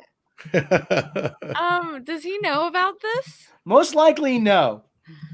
I don't know. He's a gamer. Then again, he might because this is on GameSpot. So, well, if he didn't know before, he definitely knows now. Well, I doubt he's watching, but he could be, I guess. Dude, no, I just thought that was interesting. I was thinking about that. Yeah. Whoa, dude, this is some good quality. I'm downloading this. Where's the link? I don't know. There's a mod for everything, though. There's Green Lantern mods for like Star Wars Jedi Academy. There's an Exarchun mod for that too. I mean, geez.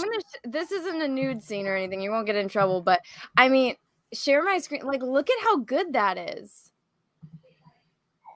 Like, they got his nose and his chin, like, spot on. His eyebrows are a little off, but... yeah.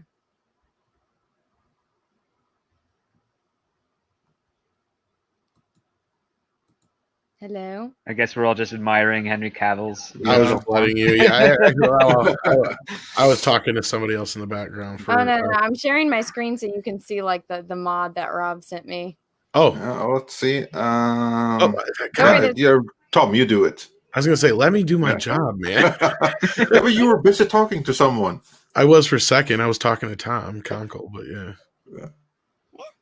it's pretty close. The one I had it froze on looked really good. Yeah. Which image did you have it frozen on? I think I took it down, but hang on. It was when he was talking to that kid. Oh, Siri. Yeah, and it was in the sunlight. It looked like just like him. Yeah. Oh yeah. Here, this one. Here, share my screen. Yep. Yeah. Oh yeah. I need this mod. Somebody email it to me, please. Thank you. You're gonna get like 2,000 emails, but yeah. Well, I'll definitely. You probably great bribery to get me to play this game sooner rather than later. You probably what are the specs on Witcher 3? It probably needs a pretty beefy computer. 3.3 processor, 6 gigs of RAM, 35 gigs of hard drive space.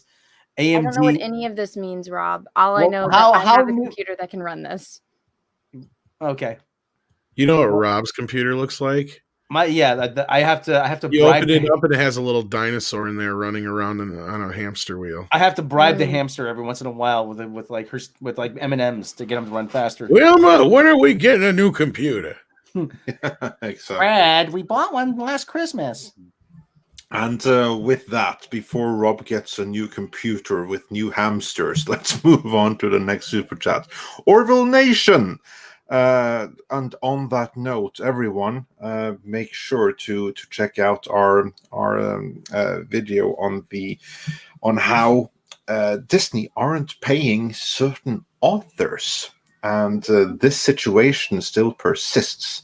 So do tweet that out if you have the opportunity. And I did a video on it as well. So yeah. It's a really screwed up situation. It's completely messed up. And according to Ethan Van Sciver, he's not too optimistic that it'll ever be resolved.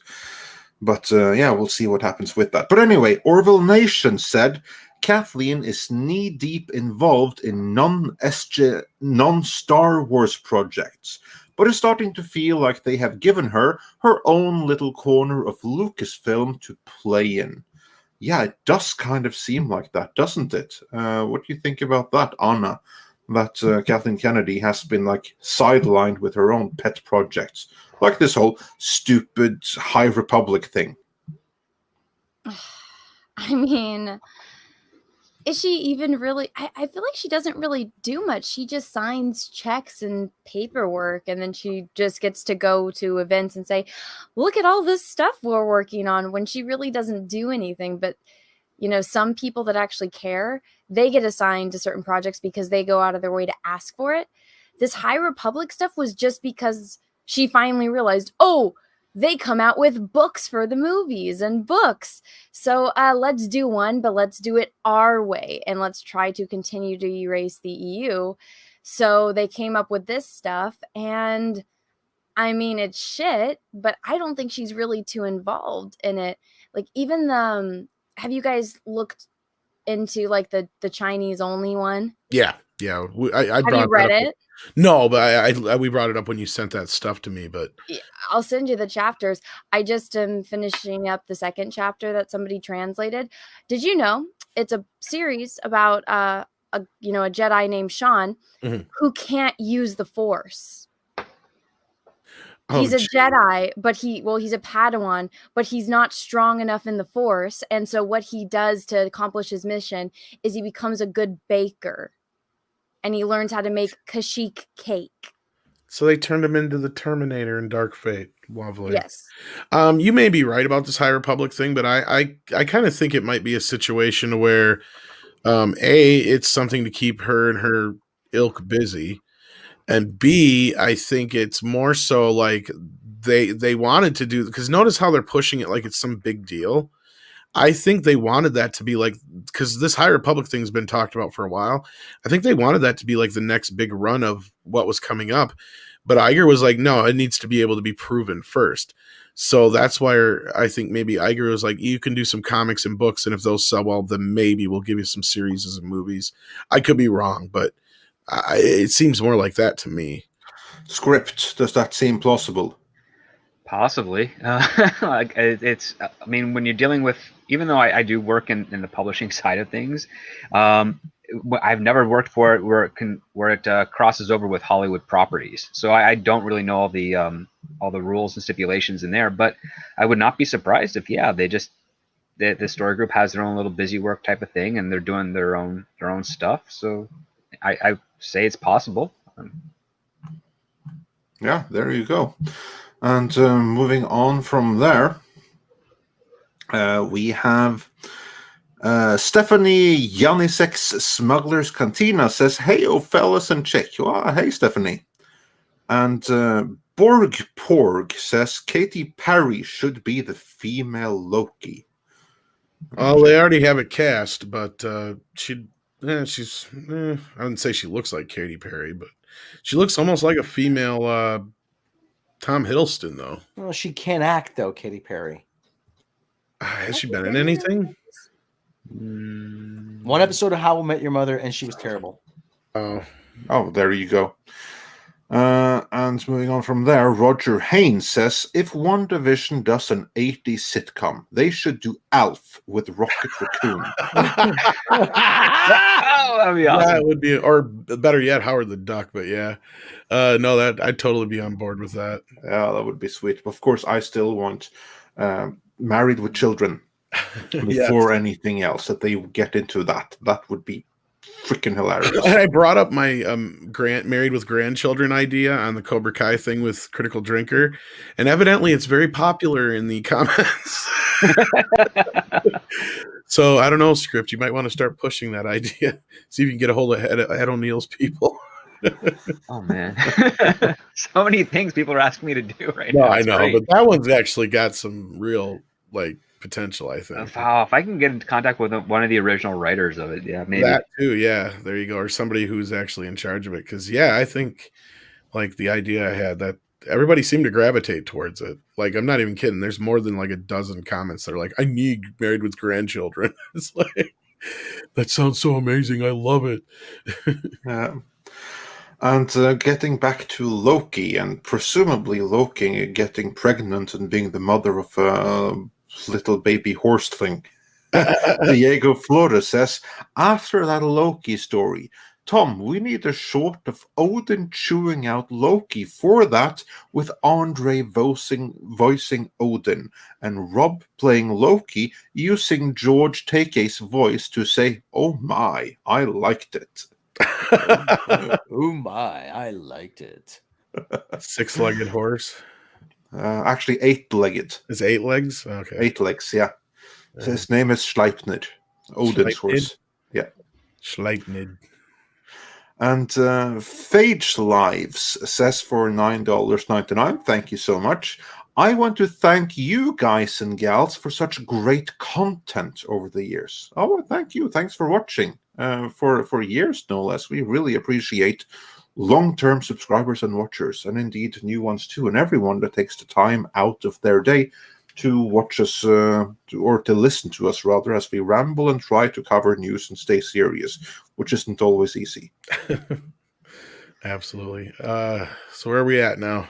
We are at Grand Wasu 42, who sent us a little puppy super sticker, so thanks for that. And Russell Hall says, Witcher 3 Nexus for all your modding needs. And finally, Nelson Sheretta says, Anna needs glass of wine and 5 minutes of alone time.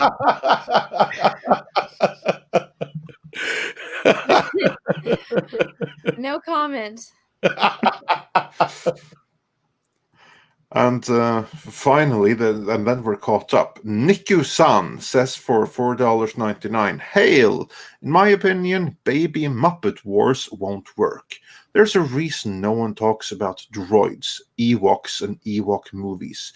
Star Wars shouldn't hinge on cute. I don't know. I will disagree with you. I worked for Disney. I know what sells, and I know what kids and women want. Believe me. I mean, look up the show Too Cute. That's a very popular show on Animal Planet. What is it about? It's about puppies and kittens, and it's about them being born to the time they go and find their, new homes with humans. It's very popular, and something like that, but with Star Wars, and you do it all cute and animated, grown-ups might not watch it, but we're sure as hell going to buy the product. I mean, I couldn't get my girlfriends to watch Star Wars. I mean, even if, I tried to bribe them and trick them, no way, shape, and form. All of a sudden, all my friends that hated Star Wars, that refused to watch it with me for years, they're obsessed with Baby Yoda. They're buying the, expensive merchandise and purses, and they're obsessed with Baby Yoda. So trust me, I know what I'm talking about here. Yeah, I'm familiar with the show. I used to plop my niece in front of it, and she would watch Too Cute for hours. Mm-hmm. Well, look at how popular they are on YouTube. But no, I threw up some of the merchandise here. Like, Baby Yoda is everywhere, and you're right, Anna, because anytime I go out with one of my Baby Yoda shirts on or anything like that, I get at least a half a dozen people asking, "Where'd you get it? Where'd you get it?" And it's always women too, and he's here And more of kids the like it too. Yeah. Oh yeah, definitely. Well, I pointed out just randomly listening to news videos and whatnot in the background when I'd edit. A couple of times it would pop up over Christmas time where they would ask kids, what did you want for Christmas this year? And a lot of the kids were popping up Baby Yoda stuff. And generally it was probably 3 out of 5 of the kids were usually little girls who were just way into Baby Yoda. And then, a couple of the boys would say Mandalorian stuff. But yeah, that seemed to be the hot ticket item this year was Baby Yoda and Mandalorian stuff. Well, see, and there you go. That's another, like, if Luke is in it and then there's babies, I mean, that adds to the appeal. And I mean, just look at how it worked with Mandalorian. People still love Baby Yoda, but then there's that, cool aspect of the Mandalorian being there. So trust me, if it's done right, it could work and it could make them billions of dollars. If only this were true, Dr. Coffin Nails. If only this were true. Why make billions if we can make millions? That's literally their logic now. No, but I mean, I think the proof is in the pudding, considering how much Baby Yoda stuff is out there in comparison to anything we've gotten out of the sequel trilogy or anything like that. And we lost Rob. His hamster must have fell asleep or died or something. It's a hamstersaurus. It's getting a little old here, Wilma. But he's back, so it's fine. That's the wrong tab. The hamstersaurus died. Computer there. You don't want to get no computer viruses all spinning around. Ed Sullivan sends in $10. Thank you so very much. I was talking about WandaVision with friends the other day. I got a Boston accent. And one of them thought I was talking about something called WandaVision. WandaVision. WandaVision. WandaVision.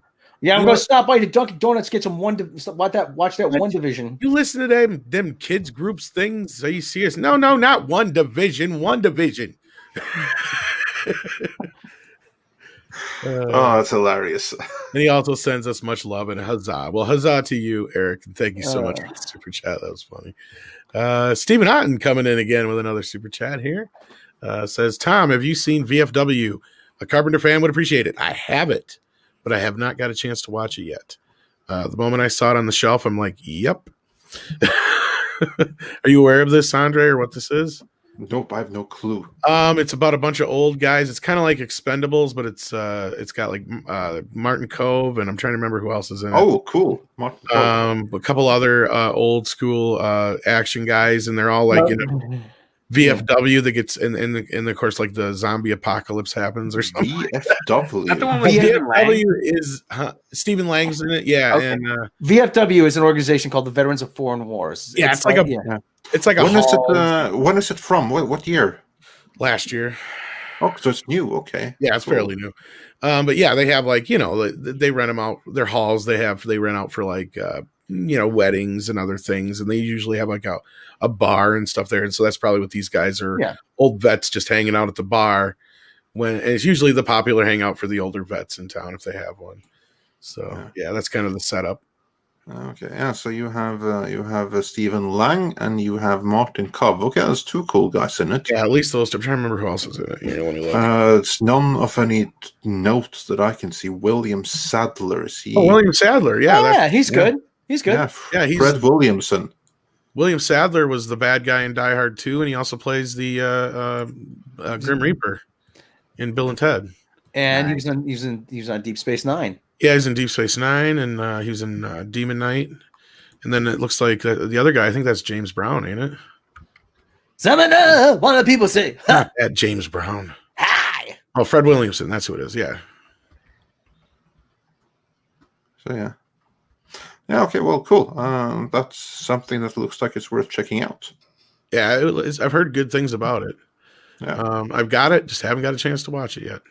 Yeah, I became a fan of Martin Cove after Project Shadow Chaser. It was only later that I collected that he was in Karate Kid too. Well, my first exposure was Karate Kid, and then of course, he's in Rambo as well. But Anna sadly has to leave; she has to check out on us, so we're going to be checking out soon ourselves. But we have a few more super chats to go through. But let's let Anna plug her channel real quick before she has to go. Oh yeah, go thank you. Go check out that Star Wars Girl. I'm really close to 169,000 and I really want to get there for this special joke video I'm going to make for it. So yeah. I wanted it to like be in tune with like the new year, but it's okay. So yeah, if you haven't already, go subscribe to my channel, just that Star Wars Girl. I also have an art channel, which is kind of a longer name, but it's, let me see, what what is it anyway? It's the Art of Anna TSWG Studios. And so I'm going to be releasing new painting videos on there, like me painting HK, this other super secret one that Tom is actually in. So you'll get to see me painting Tom as a Star Wars character. She drew me like one of her French girls. Like one of Jabba's French girls. Oh. But so yeah, go check out those channels. But thanks again, guys, for having me on. It's always a pleasure. Always. Talking to you. And I will see you guys next time. Take care. We'll see you soon. All right. Next, we got 80s. Totally awesome. I like that icon. The grit and grime of the Star Wars. The Star Wars series of Star Wars as a series of underbelly black markets would be cool. Also, hello and thank you for the stream. Sorry about my spam piece. I didn't notice any spam, but if you did spam too much, I'm sure our lovely Wrench took care of that. But if not, you're still here, so that means it must not have been too bad.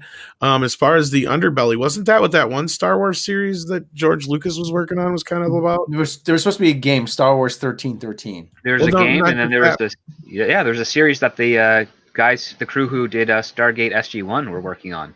And there's some footage actually leaked. Yeah, I can't remember what it was called now either. I think it was Underworld or something like that. Star Wars Underworld or something like that. I think the footage leaked out of the test footage, so I'm sure you can find that on YouTube. Somebody, if I'm remembering the name wrong, correct us in the chat, and we'll help direct you to that. And Grand Wazoo 42 says, "Can we get a proper Mjolnir pronunciation from Andre? Thanks." How close was that? No, not too far away. Mjolnir. Mjolnir. There we go. Yeah. Rolling the R is the most important thing there. Oh, you like to roll your R's, yeah. Yeah, well, it kind of comes naturally. And with that, we are caught up. And yes, we are all sad to see Anna go. But with that, I think it's about time for us to go too, because we've hit that 3-hour mark and we don't try to go this long, but it seems to be the average now. The funny thing is, we actually started out trying to not go over 1 hour. We never went out the window, did it? Never anticipate that, but I've learned with toxic femininity, never try to get out of there quickly, because when that happens, it always takes you 3 times longer than you planned. And Mr. Tickle Trunk, yes, he has a final one, because we have to, of course, say because he didn't show today. Actually, I think he's doing okay. Yeah. Was a woman, or was that someone else? I'm not sure if either way. I did not notice them in the chat today, and we did miss a couple super chats here. Oh, here we go. Got a couple here. Yeah, here we go. Yeah. First one is jumped on me. That's why. Yeah, the axe to the head, who says, "Sup, hope everybody's doing good. Here's a chat. I have spoken." Oh, thank you. Now we've spoken too. Yeah, and we're also hoping that is doing okay, since we didn't see them today. A standard in our chat. So yeah, hopefully everything's all right. And Adam Wofford wonders, "Hey guys, do you remember Tech Wars TV series from the 90s? Oh yeah, that's Rob. I was going to say that's William Shatner. Yeah. Oh yeah, I remember it. That's all I remember. As for me, I remember back when we had like stores where you could buy VHS and stuff like that. They had VHSs of the series imported from the UK, but I've never actually seen a single episode. I know like the title, William Shatner's Tech Wars, but I've never seen it. It's not very good. No, I didn't think so. It's not very good, you say, huh? Yeah. Mr. Tickle Trunk sent in another one, says, go ahead, Andre. Yeah. Is indeed female. I stand corrected. I did not know that, but now for some reason that I do, it's even more tittillating. Yeah, I should say so. But hopefully is doing okay, since we didn't see her today. But Pepperidge Farm does remember. So talking about the Tech Wars thing, I believe. And with that, I want to tell all of you, thank you very much again for being here. We can't do this without you. And we're so happy that so many of you join us every other day. Don't forget to join us again on Wednesday and Friday, of course, at the same time. Tonight, we've got Toxic Femininity at 9 p.m. Central. And the ladies will be talking all about WandaVision and a few other things. So be sure to check in with that. And Script Doctor also has a channel as well where he goes through all kinds of entertainment, fun stuff. He's got all the cure for all your entertainment needs. Isn't that right? I sure do. So check out that. He does all kinds of reviews on Picard and Star Trek Discovery and Mandalorian. And what else have you done so far? A couple. I've done Batwoman, and apparently that season 2 came around. And so we'll see about getting back into that because that's something. Rob, it's something, all right. And Rob also has a channel, but he also does stuff over on Midnight's Edge After Dark as well for us. And Andre, is there anything you want to plug before we head out? No, I just want to let everyone know that we'll be back again live on Wednesday and on Friday at the same time. That's 9 a.m. LA time and 6 p.m. Central European time. We'll also have some regular editorial content, some of it Star Wars focused in the meantime, so do check for that. And also special thanks for Mr. H Reviews, who was the first to join us today in today's show. Oh yes, also also check back for his show in I think about it's like roughly 1 hour. Then he'll have Lauren Chen coming on. Absolutely, so do check that out. So send some love over there from us here, and I'm sure our lovely Wrench. Thank you so much for being here today, Natasha's Claudia. She's been sharing all the links, and there she just shared Mr. H's link. So go ahead on over there if you haven't already subscribed. And with that, I think we will bid you adieu for today. Thanks again, everybody.